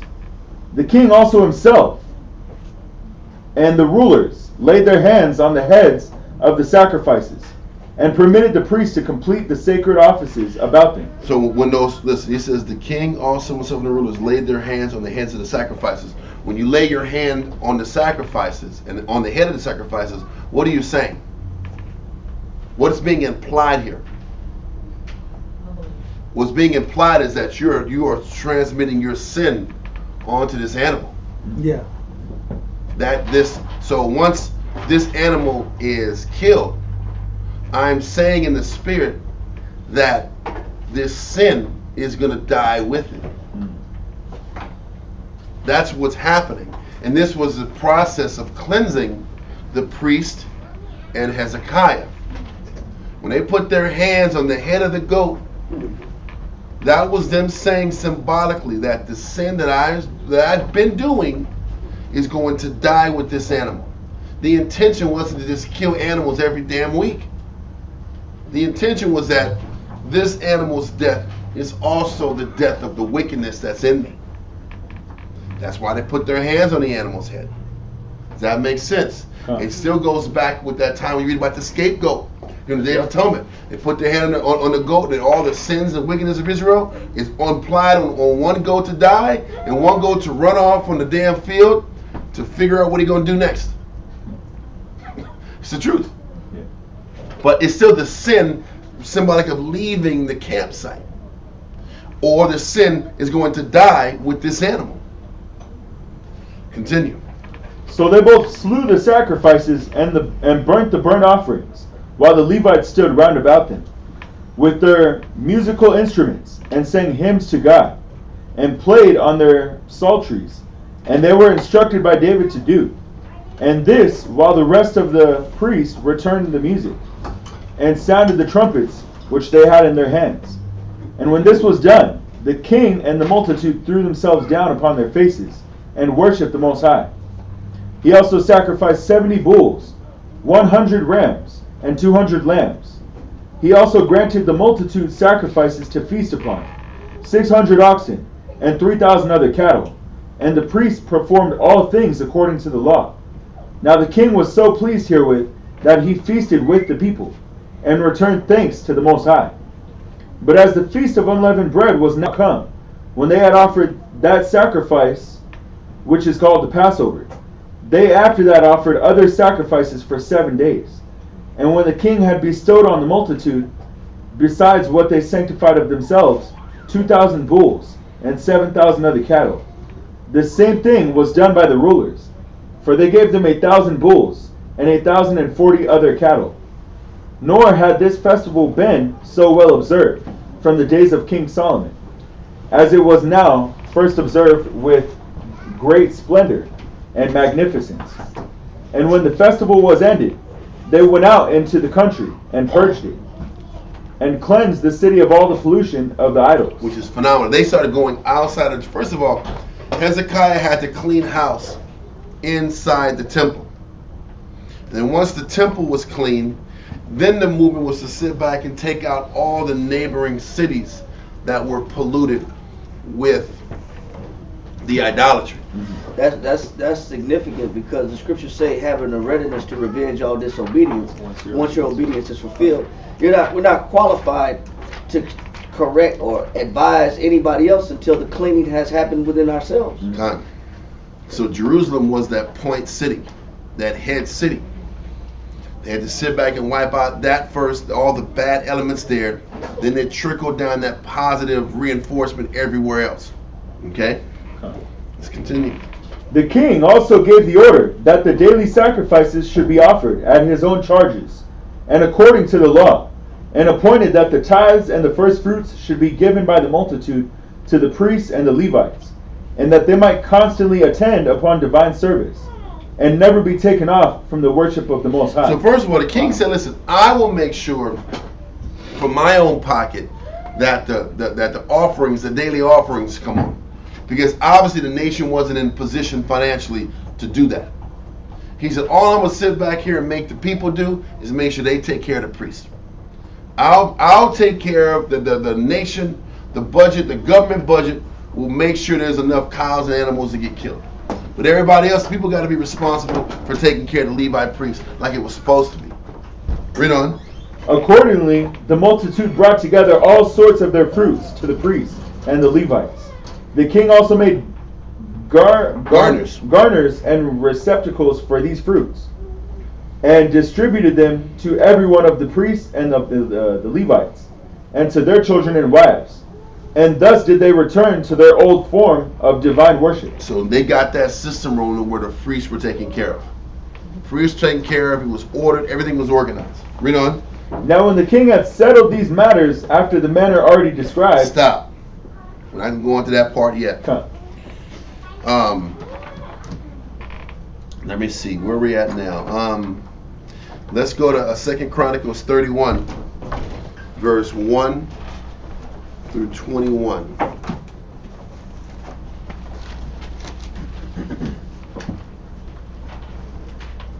I think this is going to go into that also, obviously. 2 Chronicles 31, verse 1 through 21. 2 Chronicles chapter 31, verse 1. No, matter of fact, I'm not going to holler. Let's get you in there.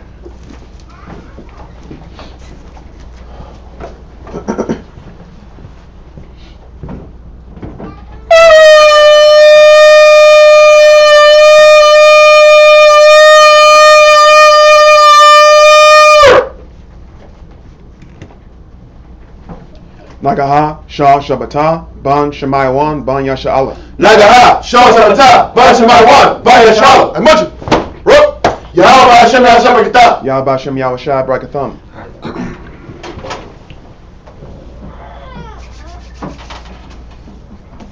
Alright, let's do this. 2 Chronicles chapter 31.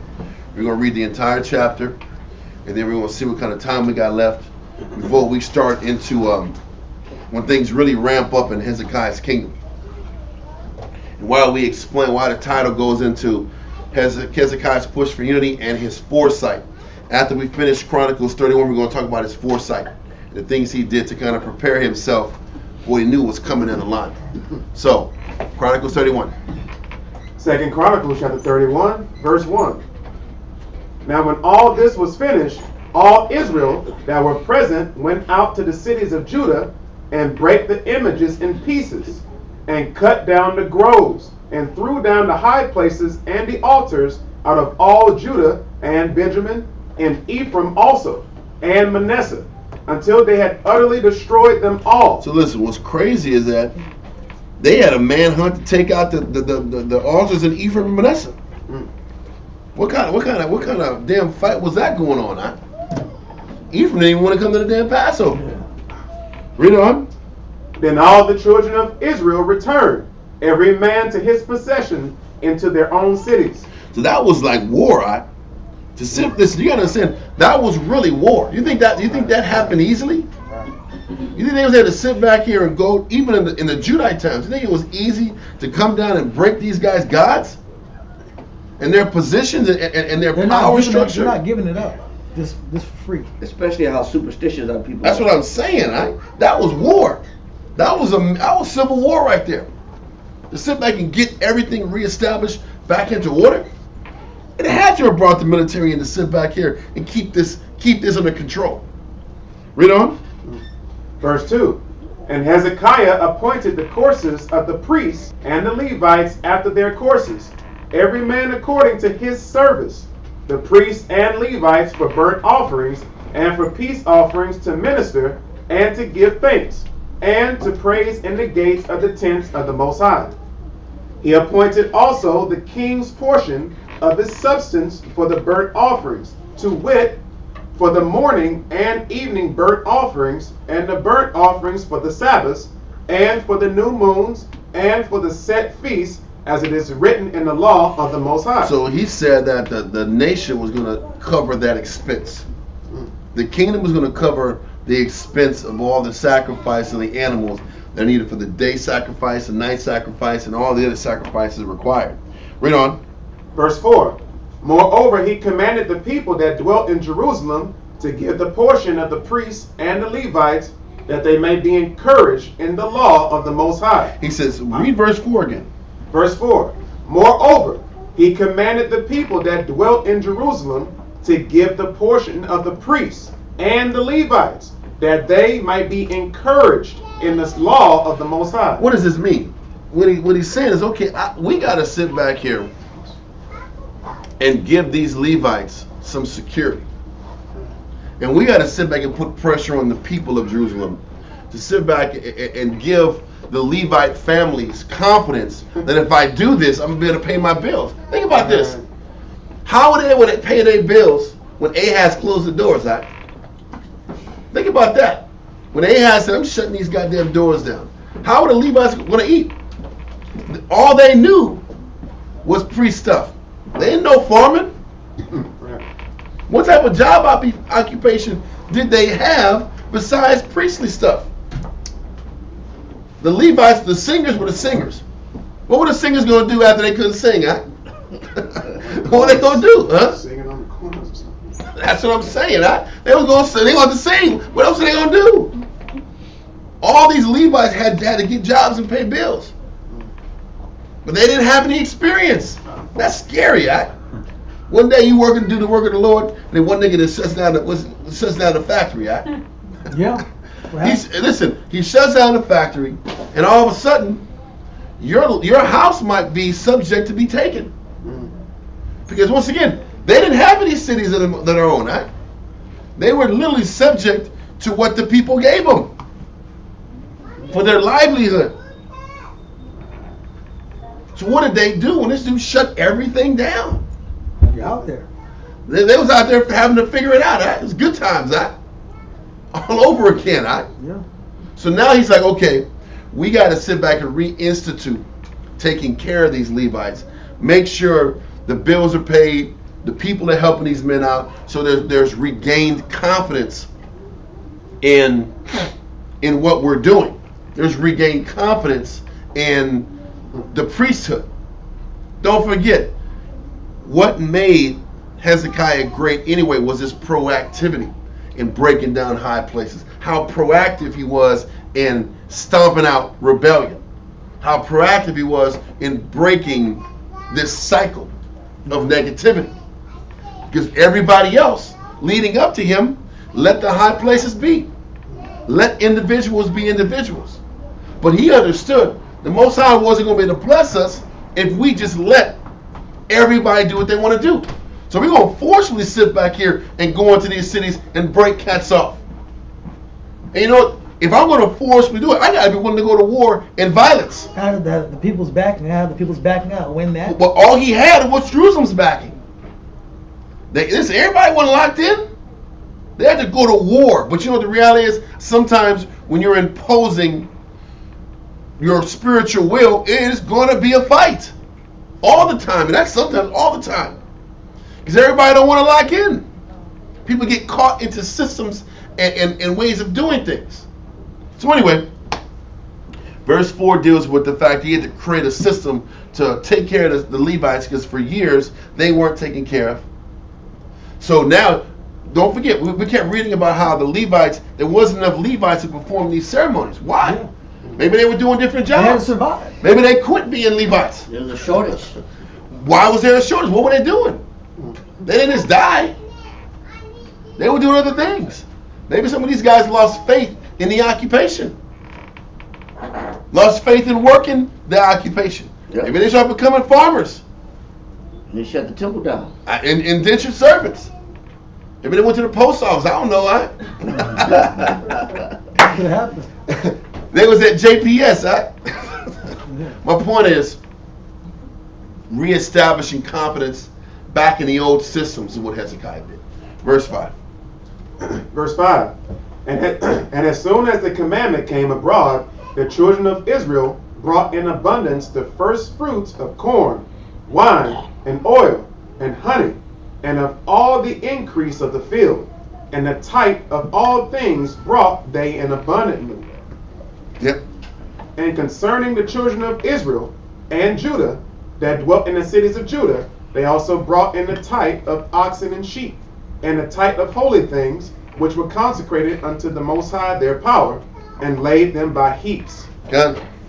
In the 3rd month, they began to lay the foundation of the heaps, and finished them in the 7th month. I missed it. Read verse 5 again. Slocky, bro. My fault. Verse 5. I was doing something.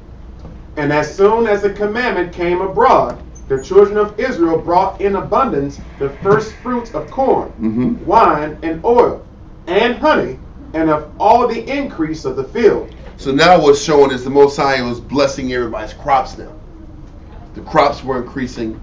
Everything was increasing after the first fruits, which was the 50 days after the Passover. Started to boom. Exactly. Now things were working. Read on.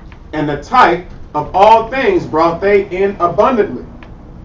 And concerning the children of Israel and Judah that dwelt in the cities of Judah, they also brought in the type of oxen and sheep, and the type of holy things which were consecrated unto the Lord their power, and laid them by heaps. So what's happening now is when you sit back here and you eradicate all the sin and the wickedness, now the Most High starts blessing the work of everybody's hand. Yep. Now when everybody starts getting blessed, everybody gets increased, it's easier for people to want to give now. Yep. Now everybody ain't holding back. They're not pinching and reserving. Now they're not pinching and reserving because the Most High is blessing everybody's hand because everybody's living more spiritual. So now the more I get, the more I can give back to the temple. Now all of a sudden the temple isn't needing anymore. Now they're thriving and they have supplies and they have abundance, or they have a storehouse now where they can stack all the extra because everybody was in order. God, read on. Verse 7.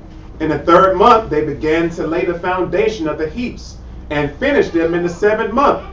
That means they stepped back. They kept laying foundations and a building to hold all the heaps of their surplus.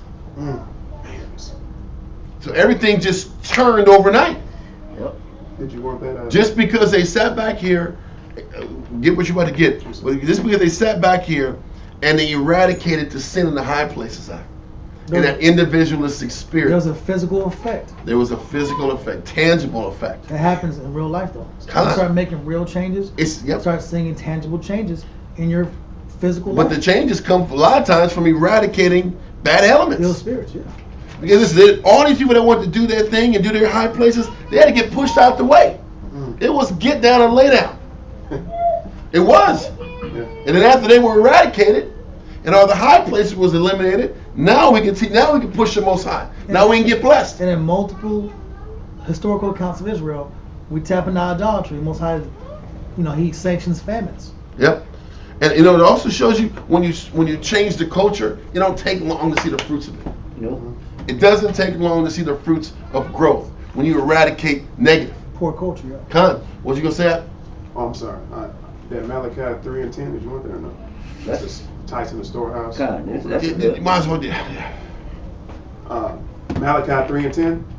Bring ye all the tithes into the storehouse, that there may be meat in mine house, and prove me now herewith, saith the Most High of hosts, saith the power of hosts, if I will not open you the windows of heaven, and pour you out a blessing, that there should not be room enough to receive it. And that's the point. But even before we got to that, we had to eradicate the sin of the nation. Exactly. Once the sin of the nation was eliminated, then the Most High blessed everybody's crops. And then after the crops were taken care of, then the Most High will keep blessing the nation for making sure the Levites got theirs. And the house of the Most High got theirs. And that's where the tithes come in at. Con. The tithes and the offerings. So, that's good. Now let's continue. Let's go back to Chronicles 31 and now verse 8. 2 Chronicles chapter 31 verse 8. And when Hezekiah and the princes came and saw the heaps, they blessed the Most High and his people Israel. Because it worked. First of all, the system worked.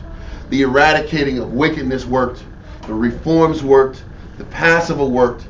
Everything in his mindset, the priorities he set up, everything worked according to plan. So Hezekiah and the princes were all like, man, this worked. The Most High is with us now. And it was quick. It didn't take long. Read on. Then Hezekiah questioned with the priests and the Levites concerning the heaps. So now that Hezekiah is going to talk to the priests, what are we going to do with these heaps? This extra, this surplus you guys have. Read on. And Azariah, the chief priest of the house of Zadok, answered him and said, since the people began to bring the offerings into the house of the Most High, we have had enough to eat, and have left plenty. For the Most High hath blessed his people, and that which is left is this great store. And that's what happens when everybody starts to pitch in. Yep. You know what I'm saying? But when you, and we read it earlier, 2 Corinthians chapter 8, but we didn't read all of it. Read that real quick. 2 Corinthians chapter 8, and start at verse 13. 13 and what, you think? 13 and 14. 2 Corinthians chapter 8, verse 13. Read that.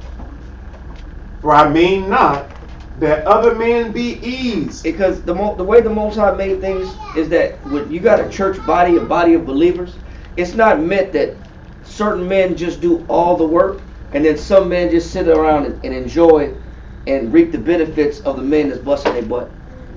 He said the Most High didn't make it to where in a church body some men have it easier than other men.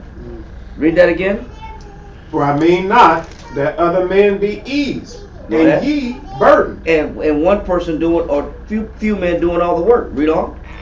But by an equality. See, the way the Most High set it up, if everybody decides to put an equal amount of effort into the body, into the church, and that's what we're watching in Hezekiah, and what he's in the reform that he has in Israel right now.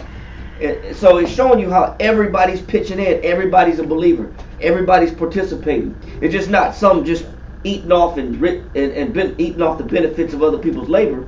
Read on. But by an equality. He says everybody's putting in the same amount of effort. Read on. Equality, come. That now at this time your abundance may be a supply for their wants. So when everybody pitches in, I supply the need for what somebody else lacks. Read on. That their abundance also may be a supply for you. And what they have in excess can supply what I lack. So now, does anybody lack? Nobody lacks. But this is the definition of how the Most High wants us to operate.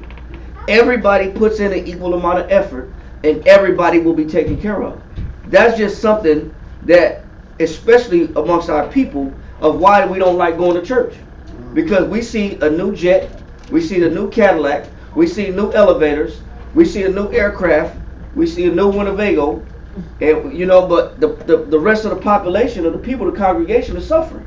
Yeah. But it's not being distributed evenly. But the way it's supposed to work is that everybody reaps the benefit of everybody's effort.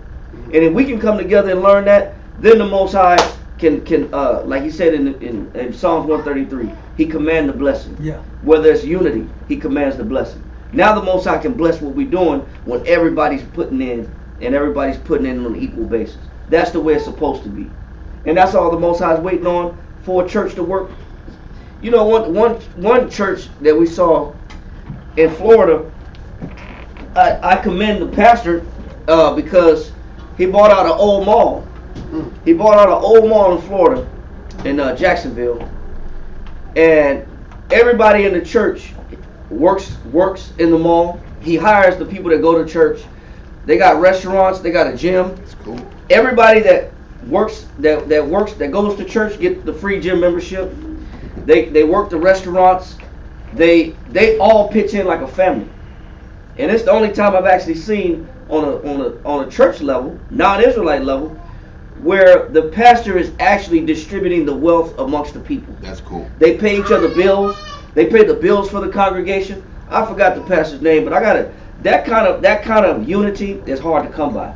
You know what I'm saying? When you don't see certain people just reaping the benefits of the efforts of everybody. Playing the greed game. Playing the greed game. You know what I'm saying? We saw that, and you saw everybody was happy. We actually went and spent money, patronized at that church.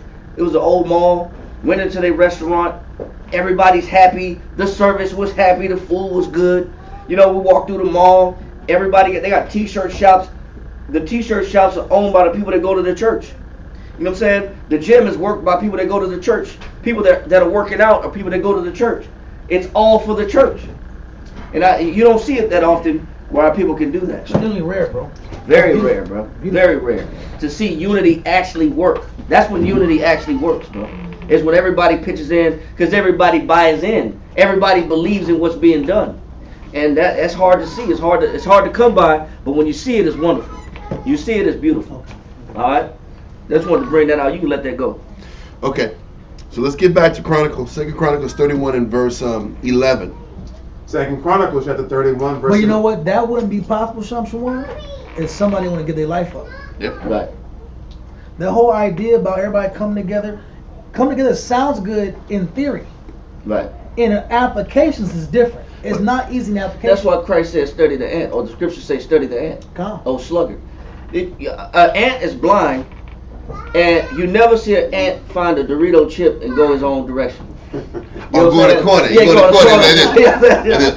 Yeah, it's mine. Greedy ants. Yeah, greedy ants. Right? You don't see greedy ants, right? You see ants. They find food, and they carrying it back to the layout. and they communicate. They communicate with the other ants. This where I got it from. They drop the scent. Boom, boom, boom, boom. My goodness. Drop the trail. This where it's at, bro. Go get it. Boom. They cross. Bring it back home. And they bring it back home, and the whole colony, the whole mound eats. That's why I say study the ant, because we're so disconnected. We can't even see how the Most High got blind little critters that function as a whole and survive summer, winter, spring, and fall. Yep. All 4 seasons they live, because they got underground tunnels. They got little storehouses. They got little areas where they lay the eggs. They protect the eggs. They work as a group. But we're the highest species on Earth, and we don't work as a group. Right. Nope. It's just a damn shame. But Hezekiah understands what the Most High is waiting on. He's waiting for everybody to be equal believers. It's spiritual unity and then physical unity. Yep. It had to be spiritual unity first. We had all to believe in the same power. Yep. The same power, the same creator. And what we're doing as a And unit. then it has to be. And then it's the vision. Then the next vision comes in. We all have to sit back and put ourselves last for this work. And there has to be relationships built. When Israel looks at things, I know we've been in slavery for a long time, and we've been in America forever. Willie Lynch issues. We definitely have to remember that you had to sustain relationships. They had to pass over for 7 days because it was about building those relationships. 7 more days on top. 7 more days, right? Yes. So if we're gonna build relationships, it's gonna go past just my outer exterior, what I'm wearing, the length of my hair. That's just the initial layer. What are we gonna do to make opportunity to build the connection? That's what the Most High has in the law, establish holidays for us to hang out and kick it. But it has to go past that, right? We have to make efforts to go past just exterior formalities, which the law gives you the formalities necessary to give you a framework. But Christ gives you the ability to go beyond the framework to keep applying the connection necessary to build a true bond, because it was for love. On these two hang the whole law. Love thy neighbor as thy what? Yes, sir. And love thy God with all thy heart, mind, and soul. Why are those two the whole framework of the law? Because the goal of the law was to build a love and bond with your people. Our people have forgotten how to love each other. Our people have forgotten how to be a nation. We have forgotten nationhood. We don't think about nationhood. We don't operate. We operate in individualism. Because read about what we just read about earlier. He says, "Listen, man, we gotta instill trust back with the Levites. Yeah. Levites have to trust that the people will take care of them before they jump back into this full throttle." That was what Hezekiah had to do. He said, "Listen, man, I gotta put my money where my mouth is. I'll pay for the sacrifices.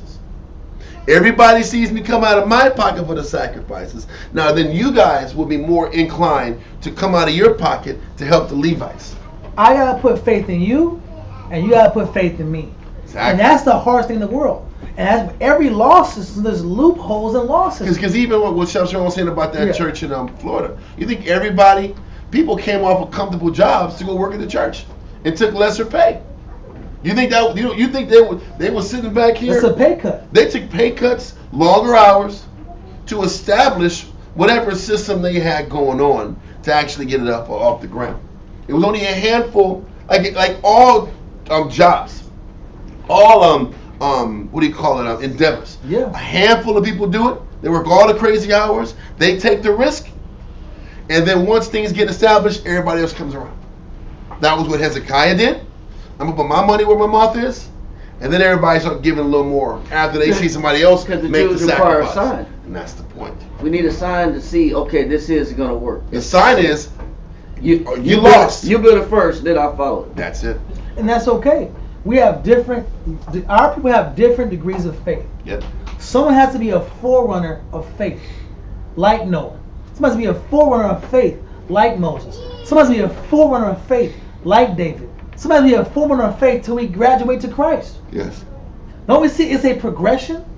It's a progression. Well, I don't think they do. See, we have to keep painting. But, the not yet. But I'm saying, from all my studies, from all my life, I've realized You master the basics first. Then you're gonna realize when you master the basics, there's still contention.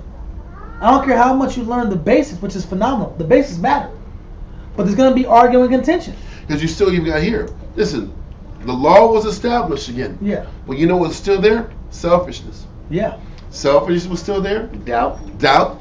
And A distrust. lack of trust. Listen, we just went to war a couple years ago. Yes. You want me to trust you? You just listen. The last king kicked us out and left us jobless and left us homeless. And So that's crazy. That's an issue that has to be dealt with after you've established the law again. Listen, you established the I law. hope everybody understands that. Come on. Once the law was established, all the high places were eradicated. You still had trust issues. You still had Levites who were like, man, you guys kicked our family. You displaced our families. Your daddy did. There's old bitterness. There you go. And you can see it in the form of a marriage. Once the rib wants to sit here, the man says, okay, I'm going to go ahead and make sure I distribute the money properly. I'm not going to play money games, right? I can trust him that he will not make bad financial decisions. That's all. That takes time. Listen, you're laying down financial law. I'm going to make sure you don't make stupid decisions with the family money. Yep. Then, of course, okay, the rib, she gotta know, she gotta lock in. There's a code. There's house code. There's cleanliness codes in the household. Just because everybody's cleaning the house and serving the chicken and the man's paying bills properly doesn't mean there's all the love in the world in the house. Right. Oh, I just love you all of a sudden. This is so much love. Right. Can I get a plate of chicken and the kitchen's clean? Now this is a romantic relationship? No. We've been together this many years. There's offenses that have been happening. Now we gotta go through after the house is clean, the chicken is served, the bills are paid. And chicken matters, bro. It matters, bro. And once the bills are paid, it Chicken or doesn't barbecue matter. with the explanations. Listen, They're always chicken and barbecue. Chicken matters, bro. Once the chicken tastes good and the house is clean in a certain way, and the bills are organized, and the car has oil in it, and everything's working properly, and there's formalities, and nobody's out till 4 in the morning. Right. The coming home at decent time, you know, that kind of happens in houses, right? Guess what? That doesn't mean that old beefs and old issues have been cleaned up. Now we have to mend the relationship. There's still scars. There's still scars, bro. So you need Christ now to heal the rest of the household. The basic functionality was needed. The law was for functionality. You can't be cutting down trees and there's spring birds in it. Yes, that's environmental laws. You can't sit here and be eating trash animals and breaking your body down and destroying your liver off of eating vultures, bro. You can't eating animals with parasites in them. Certain animals have parasites. So your body breaks down. So once the laws are set up for the city, now guess what? We need another spirit to heal these unmendable relationships. Like in Isaiah, it talks about repairing the breaches. Once you get the law, and once the law is reestablished, now breach is to be repaired. Yeah. The breach was that lack of trust between the leadership and the Levites.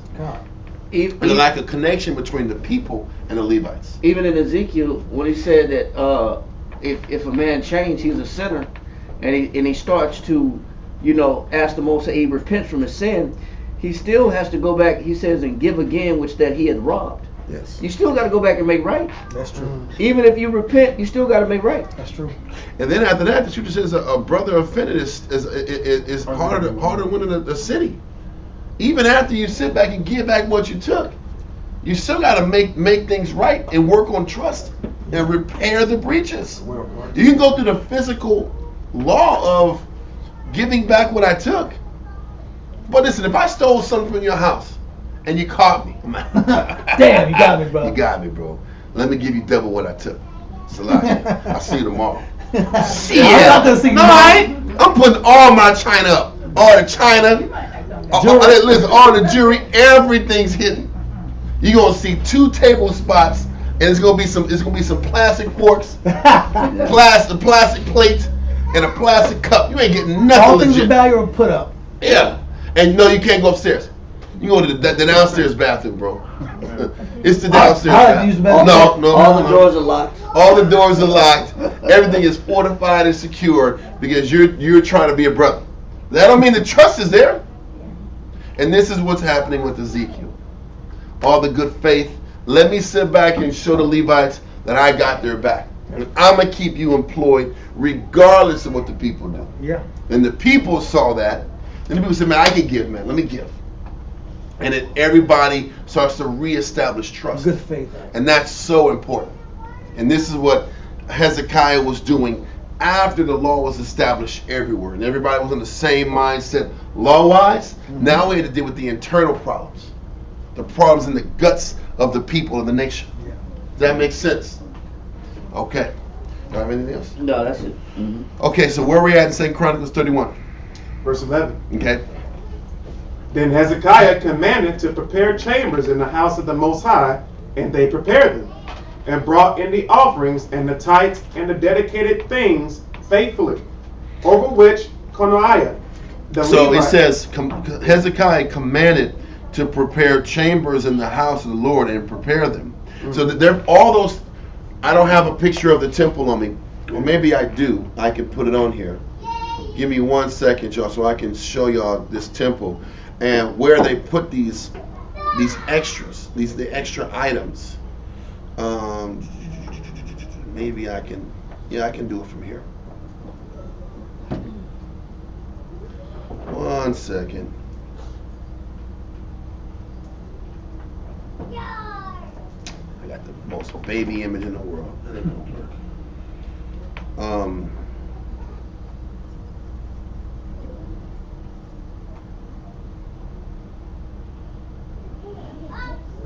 Okay. So now if you look online, you will see along the sides, along the outside of the temple. You know, you have the interior part, but the outside where all those windows are. On the left and the right side, that was where Hezekiah started putting all the additions in the temple, all the extras, all the surplus around the temple, so it wouldn't clutter things. But he's just telling you, he prepared the chambers in the house of the Lord. Those chambers on the outside. They didn't put the extra stuff inside the temple. They put it on the outside of it. Okay? Just to try to paint the picture so it makes sense. Let's continue. Verse 12. And brought in the offerings and the tithes and the dedicated things faithfully, over which Conaiah, the Levite, was ruler, and Shimei, his brother, was the next. Mm-hmm. And Jahiel, and Azaziah, and Nahath, and Asahel, and Jeremoth, and Josabad, and Aliel, and Ismachiah, and Mahath, and Benaiah were overseers under the hand of Conaiah, and Shimei his brother, at the commandment of Hezekiah the king, and Azariah the ruler of the house of the Most High. And Korah, the son of Imnah, the Levite, the porter toward the east, was over the freewill offerings of the Most High, to distribute the oblations of the Most High and the most holy things. So obviously, there was a logistical issue, what to do with all this surplus. So now Hezekiah is stepping in and creating an organization and creating a system to which he was able to orchestrate who was going to be over the oblations, over the surplus, and establish proper order in how the extra surplus was distributed. Okay? Once again, what this is showing you is that Hezekiah was an extremely thorough individual. He was thorough, he was organized, and he paid attention to the little things. So read on. Verse 15. And next him were Eden, and Meniamin, and Jeshua, and Shemaiah, and Amariah, and Shechaniah, in the cities of the priests, in their set office, to give to their brethren by courses, as well to the great as to the small. So what it was saying is also they were able to create this syndicate, maybe that's the wrong word, that can distribute the extra food and supplies to the priests in these different priestly cities that they were scattered around Jerusalem. Okay, but keep going. I'm gonna read this real quick. Deuteronomy chapter 14, verse 27 and 29. Deuteronomy chapter 14, verse 27. And the Levite that is within thy gates, thou shalt not forsake him. It said thou shalt not what? Yeah. Thou shalt not forsake him. Read on. Ahaz did. Yeah, I know. You know, he had to work in government jobs. They had to work in government jobs out here. But keep going. Cutting grass. Yeah, that's what I'm saying. And the Levite that is within thy gates, thou shalt not forsake him. Go ahead. For ye have no part, nor inheritance with thee. Go ahead. At the end of 3 years, you want me to skip 29? No, just keep reading. Go read 28. At the end of 3 years, thou shalt bring forth all the type of thine increase the same year, Go ahead. and shall lay it up within thy gates. It said you're going to lay it up within thy what? Within thy gates. Same thing Hezekiah did. Read on. And the Levite, because he hath no part nor inheritance with thee, Go ahead. and the stranger, And who else? and the stranger, And who else? and the fatherless, And the fatherless. And who else? and the widow, And the widows. Go up. Go ahead.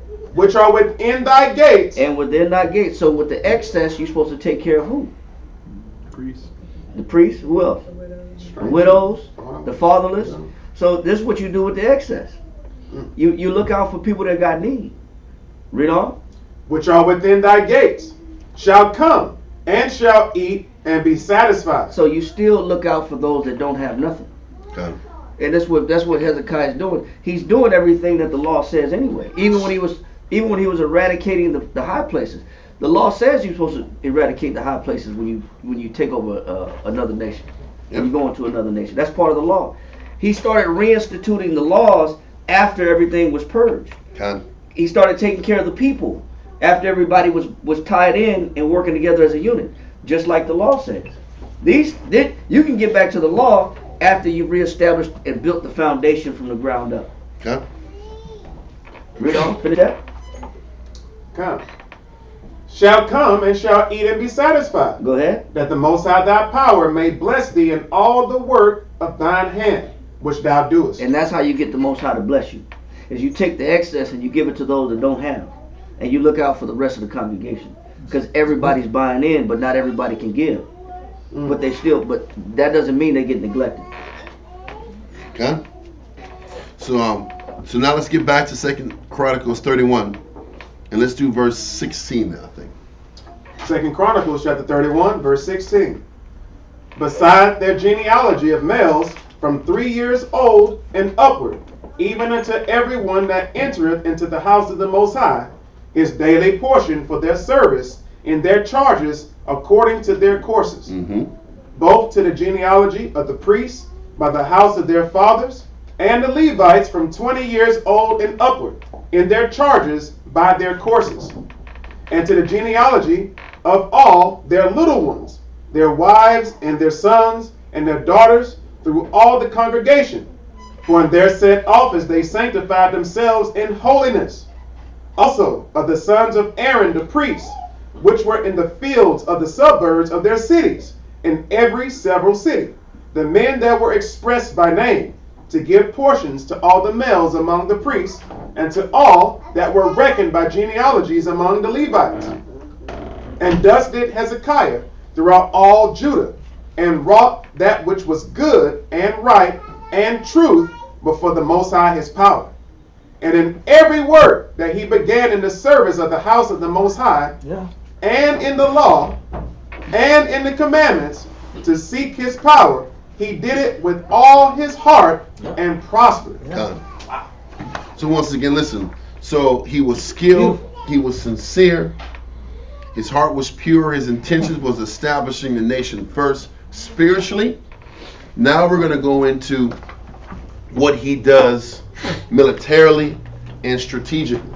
Okay, now time is kind of not good, so I don't know if we should do that another day. I want to enjoy it when we get there. You don't want to rush it out? Because when we start, the truth is we start, you ain't going to stop. Because the next one I thought was pretty fun, man. And you go into how he prepares for the upcoming invasion. Because we're going to read later on that after he establishes all these things spiritually, that the kingdom falls, the northern kingdom falls apart. And the Assyria starts to besiege the northern kingdom for 3 years. It was 3 years of besieging. Then they finally break Samaria, and they start the process of shipping Israel up north. And Hezekiah is witnessing all of this. And he's like, man, they're coming to us next. I love the information that came out showing that, you know what, it's so important to establish code and it's important once you establish code to reestablish those bonds in Christ. Yep. You're right. Listen, we don't have to do it. I get it, because I personally don't like just mushing multiple topics together either, because I think a lot of times the lessons don't stick that way. We keep adding concept on concept. We're not in a rush. We're not in a race. We can sit back here and take as much time as we need. So we'll hold off on driving further on Hezekiah, but next week's going to be good. Y'all don't want to miss next week. What was you going to say, sir? I was going to ask, so Hezekiah, the whole time he was focusing on getting the individual spirit out of people, whether it was focusing on giving to the priests, giving to the widows, giving to the fatherless, and also stop giving so much to ourselves based on the Most High isn't going to help us as a whole unless we come out of that mindset. His whole established mindset was how to nationally get us back to the Most High first. How to get the Most High's attention. Remember, the first thing he did was cleanse the temple. He cleansed the temple. He reinstituted the Levite priests to get themselves working again. Then after the temple and the priests got clean, then they tried to bring all the nation together to start celebrating the Most High for the Passover. Then once that happened, and they started bonding with the people, then everybody was zealous after in Jerusalem all the high places were taken down and all the sin and the idolatry was taken out in Jerusalem. They took that momentum and went down all around the other parts of the southern kingdom and parts of the north. I can't say all of them were taken care of up north, but they sat back and went on a crusade to reestablish everyone in the southern kingdom to follow the law of the Most High. And they were forcibly taking out all these high places. They were breaking them down. And they were taking out the high places. They were also eradicating the priests that were of these the false priests of these high places. So after they did that, and everybody was locked in to believe in the Most High and making sure Jerusalem was the center of authority. And if you eliminate all the priests, all the false priests, and all the idolatry, now you revert everybody's mind back on Jerusalem and back on the priest in Jerusalem and the priesthood in general. So then he had to sit back and reestablish trust amongst the priesthood that they would get taken care of. And that's when he sat back and took out of his own dime to make sure that the sacrifices were being paid for. Then he started putting the requirement on the people to take care of the priest. And then all of a sudden, the Most High started blessing all the first fruits of everybody's hands, work of their hands. Then there was a surplus. Then they worked on strategically making sure everybody, all the families of the priests were taken care of. Reason that's written is because the families of the priests weren't taken care of when Ahaz was in power and he closed the doors. Obviously, the priests and the families weren't taken care of for their work. So now he reestablished confidence in the priest getting supported and the people supporting the priest. So now the priest in the nation was stabilized spiritually. Don't you see it? And I would want to bring this up real quick. And if you can read 2 Chronicles chapter 29, verse 10. 2 Chronicles chapter 29, verse 10. And then Ezekiel 22 and 30. And then Numbers 25, 1 through 9. You're going too fast. I'm sorry. 2 Chronicles 29 and 10. Yep. Ezekiel 22 and 30. And then Numbers 25, 1 through 9.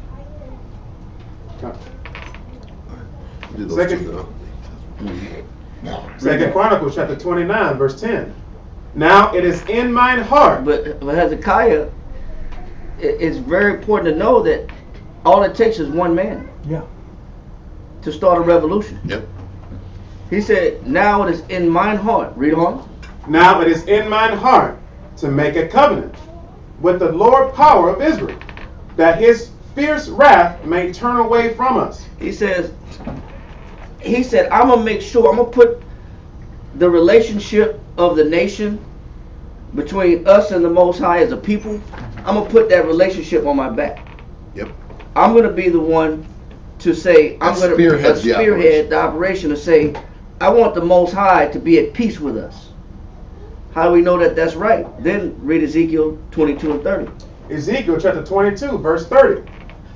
And I sought for a man among them. Because the Bible said the Most High been looking for a man that what?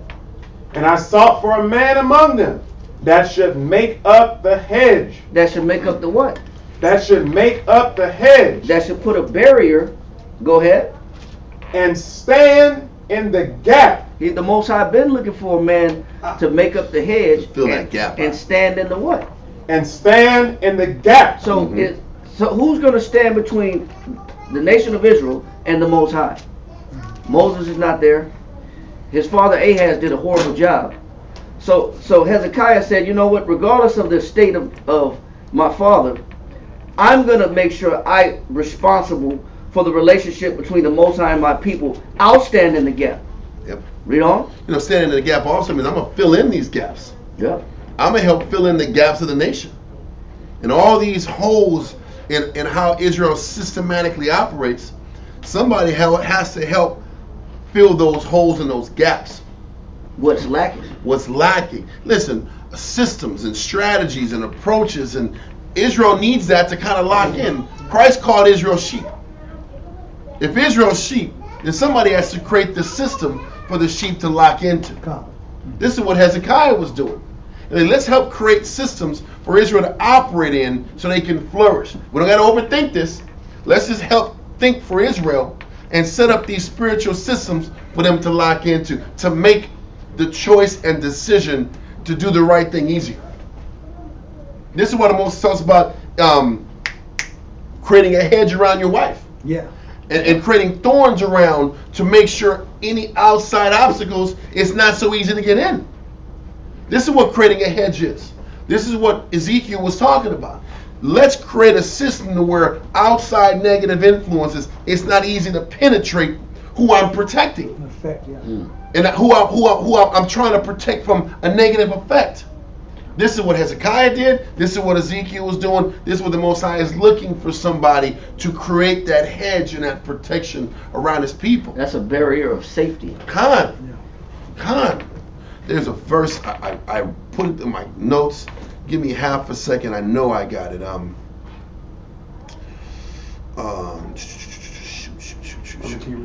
No, just give me a second. I don't want to. It talks about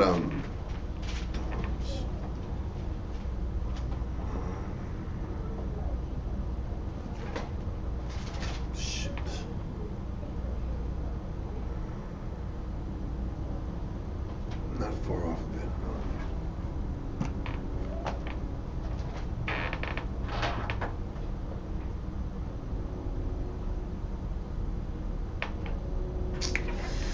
The med book. But yeah, it's thorns. I'm just. You talking about briars? Maybe briars, because briars thorns too. I put it on this paper, and it's I don't want to come off this point because it's really off. It really goes to what you're saying.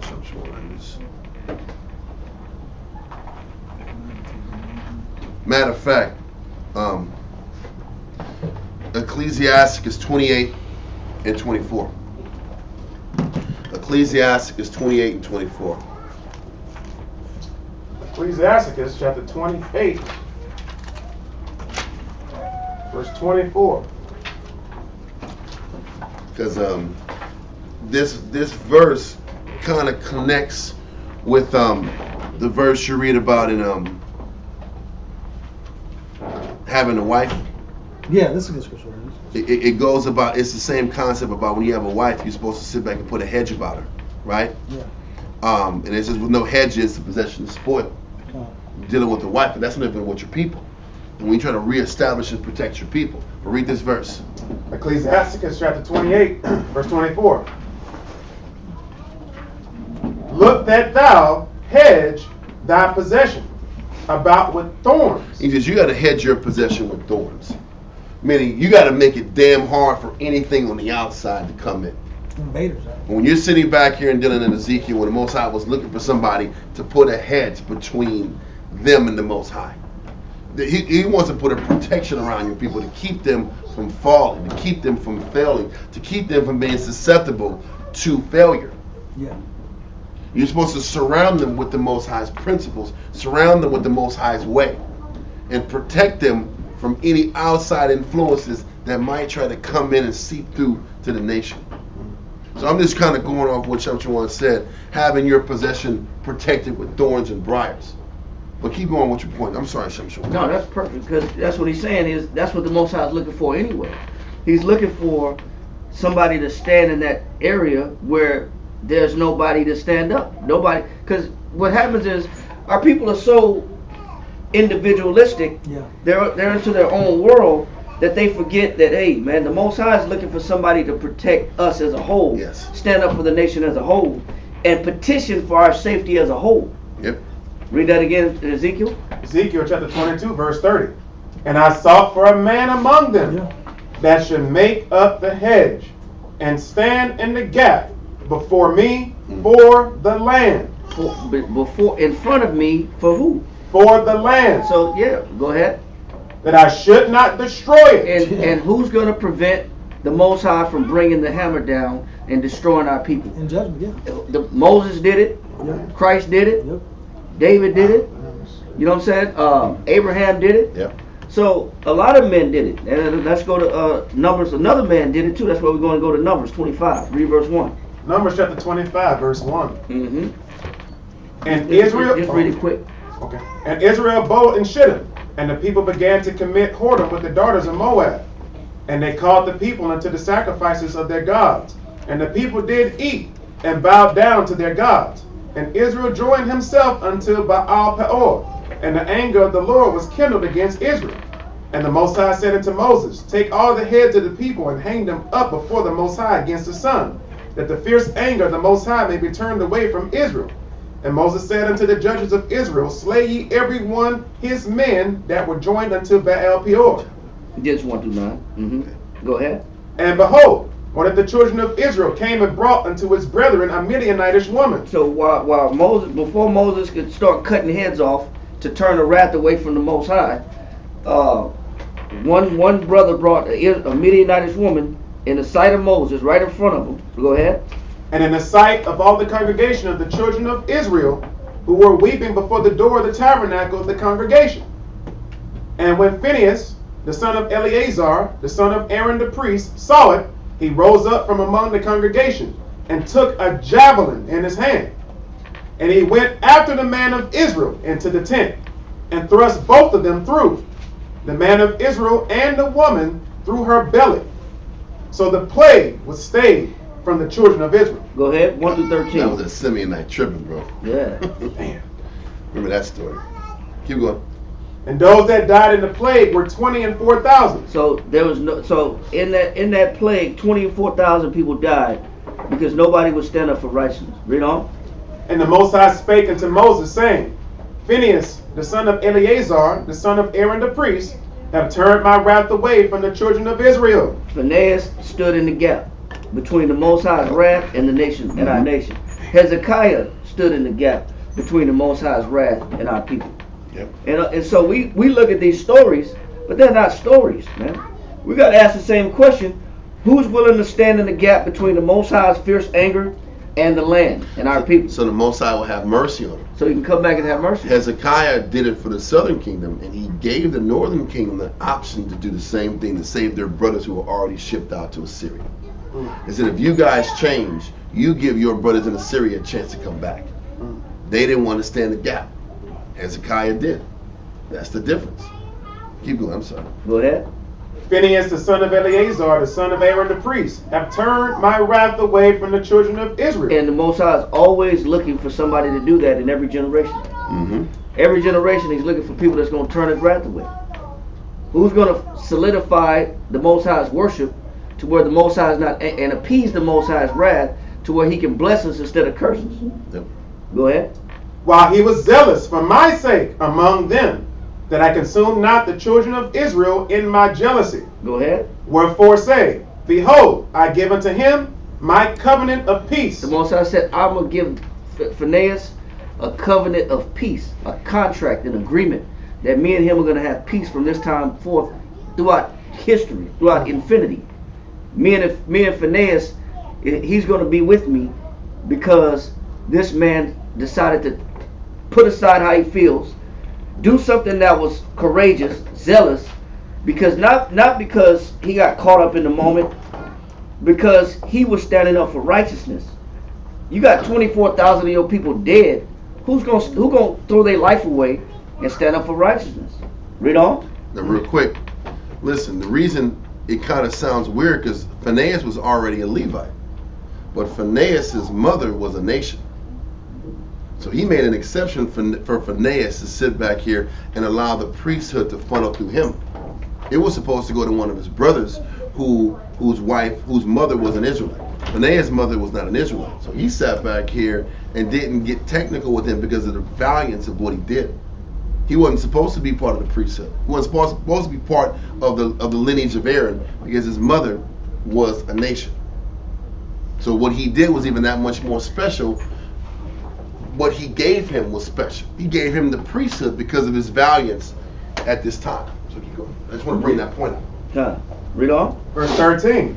And he shall have it, and his seed. It said he shall have it, and who else? And his seed. Go ahead. After him. Go ahead. Even the covenant of an everlasting priesthood. He said even the covenant of a what? Everlasting priesthood. Why would the Most High make such a covenant, a contract with Phinehas? Read on. Because he was zealous for his power, and made an atonement for the children of Israel. And the Most High is looking for those to do the same thing in every generation. Who's going to be zealous for the Most High's power to bring peace between the Most High and his nation? It takes a lot of selflessness to do that, and it takes a lot of zealousness to do that. And that's what made Hezekiah so straight and so strong, is because he made a commitment in his mind. He said he made a commitment in his heart that I'm going to do this for my nation. So that's what the Most High is looking for. Matter of fact, we know that from St. John chapter 4, read verse 24. John chapter 4, verse 24. The Most High is a spirit. He said the Most High is a what? Is a spirit. He said the Most High is a spirit. Read on. And they that worship him must worship him in spirit and in truth. And this is what the Most High is looking for. Read verse 23. Verse 23. But the hour cometh, and now is. He said, but the hour cometh, and now is. Today's the day. Now is the time. Read on. When the true worshipers. The Most High is looking for who? When the true worshipers. The worshipers like Phinehas. Worshipers like Hezekiah. Worshippers like David. Worshippers like Moses. Worshippers like Christ. Worshippers like Peter. He said the hour cometh, the time is now. This is the time that the Most High, he said that the true worshipers, go ahead. When the true worshipers shall worship the Father in spirit. And that kind of spirit that Phinehas is in. And that kind of spirit that Christ was in. And that kind of spirit that Hezekiah was in. Read on. And in truth. Go ahead. For the Father seeketh such. Because the Most High is doing what? The Father seeketh such. He's looking for men like Phinehas. He's looking for men like Moses. He's looking for men like David. He's looking for men like Hezekiah. It says, for the Father seeketh such. Go ahead. To worship him. So to worship him in that same kind of spirit. Where I'm going to put my life on the line, put whatever I had planned aside to make sure that the Most High is number one, his worship is number one, and restore the relationship between the nation of Israel and the Most High, between him and his people. That's what the Most High is looking for.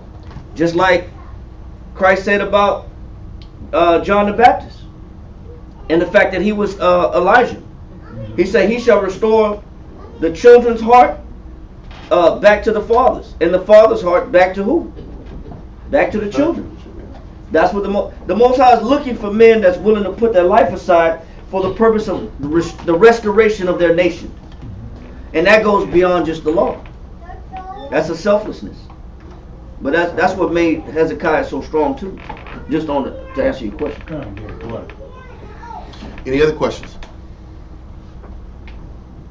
Sure. One more second, I'm gonna make it long. So we understand that the law and framework is important to initialize the beginning of being close to the Father. We need to go through Moses to get to what? To get to who? Christ. Christ. Then you have to learn and follow Christ to get access to the Most High. There is a tier process. That's all I want to say. So we'll go into more detail on Monday. If there's no more questions, we're going to send our prayers up. Majim, Waponya, Yerah Shalom.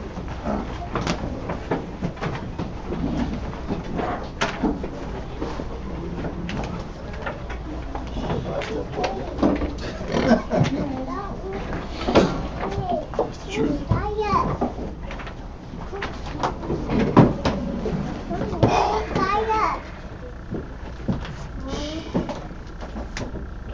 Yahweh. Yahweh. In the name of Yahweh Shai. In the name of Yahweh Shai. Please listen to us right now. Please listen to us right now. Send Michael. Send Michael. And the righteous angels. And the righteous angels. To watch over. To watch over. Bless. Bless. Heal. Heal. Protect. Protect. And make strong. And make strong. The people of Yasharala. The people of Yahshua.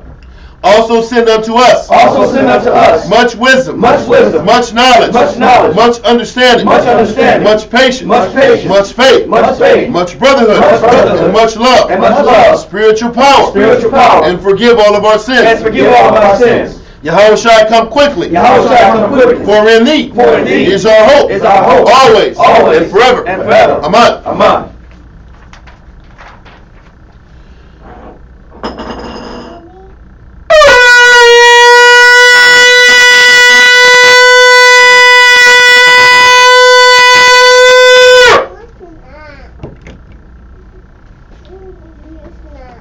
Birthday, how about Shem Yahshai? Birthday, how about Shem Yahshai? Blessed are you, Yahweh, in the name of Yahweh Shai, that gives to us the law.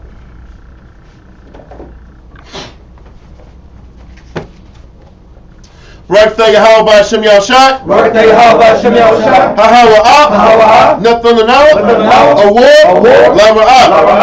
Blessed are you, Yahweh, in the name of Yahweh Shai, that gives us the light to see. Birthday, how about Shem Yahshai? Birthday, how about Shem Yahshai?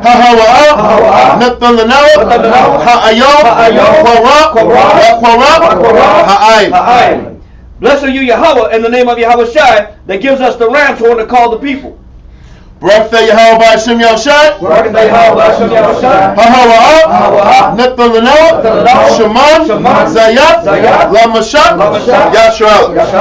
Blessed are you, Yahweh, in the name of Yahweh Shai, that gives us the olive oil to anoint Israel. Okay.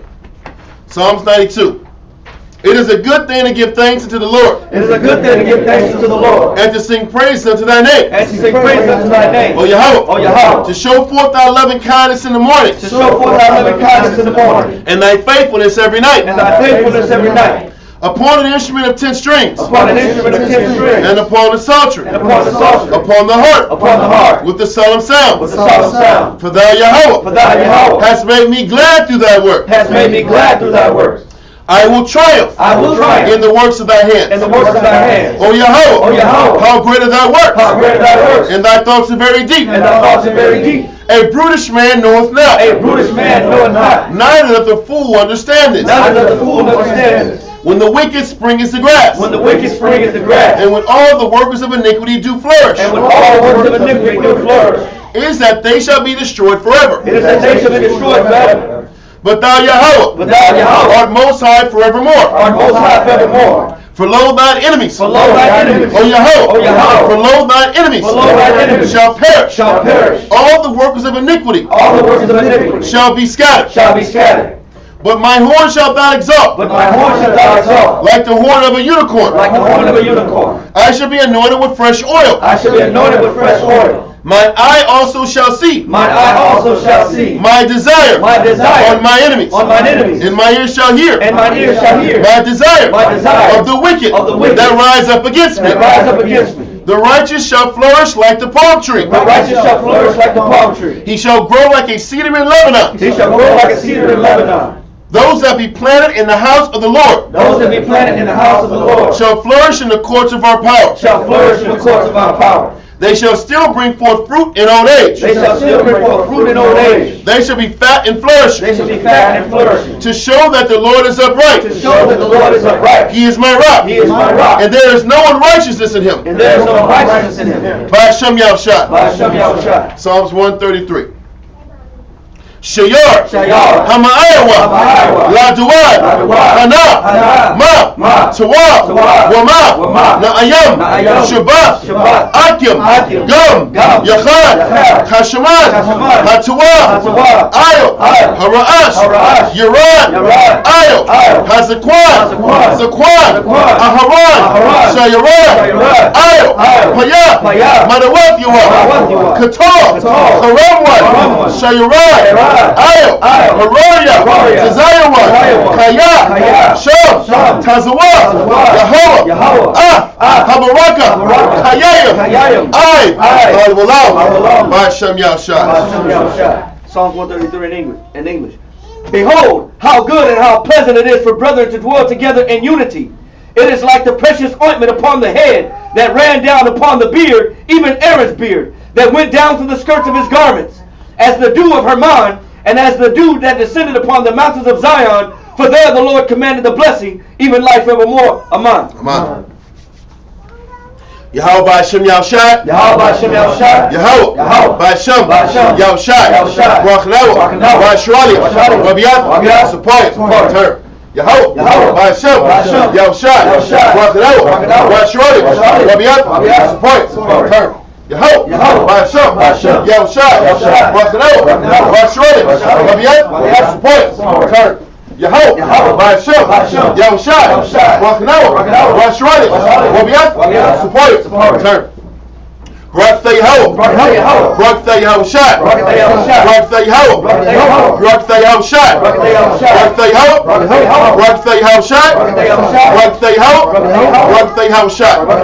All knowledge, all wisdom, all understanding, all patience, all mercy, all long suffering, all power is from Yahweh. All power is from Yahweh. All power is from Yahweh. Ba'Shem Yahushai, water, the Miyat, Aman. Circle. Do it? Yes? All right. Saluting out in the heavenly order. Yahweh, Wayashai, Okayashala, Men Israel. Much. Rock. Yahweh Ba'Shem Yahshai, Kumeshala. Yes, what's up? Turn the faces. Okay, slack. Okay, turn the scissors. Sisters, please stand. Saluting out the daughters of Zion, Men Israel, Muslim, Barak, Yahweh Ba'Shem Yahshai. Yahweh Shema Ba'Shem Yahshai. Yes, what's up? Dismissed. Fall out. All right, Israel, Tawana for tuning in. See y'all on Monday. I got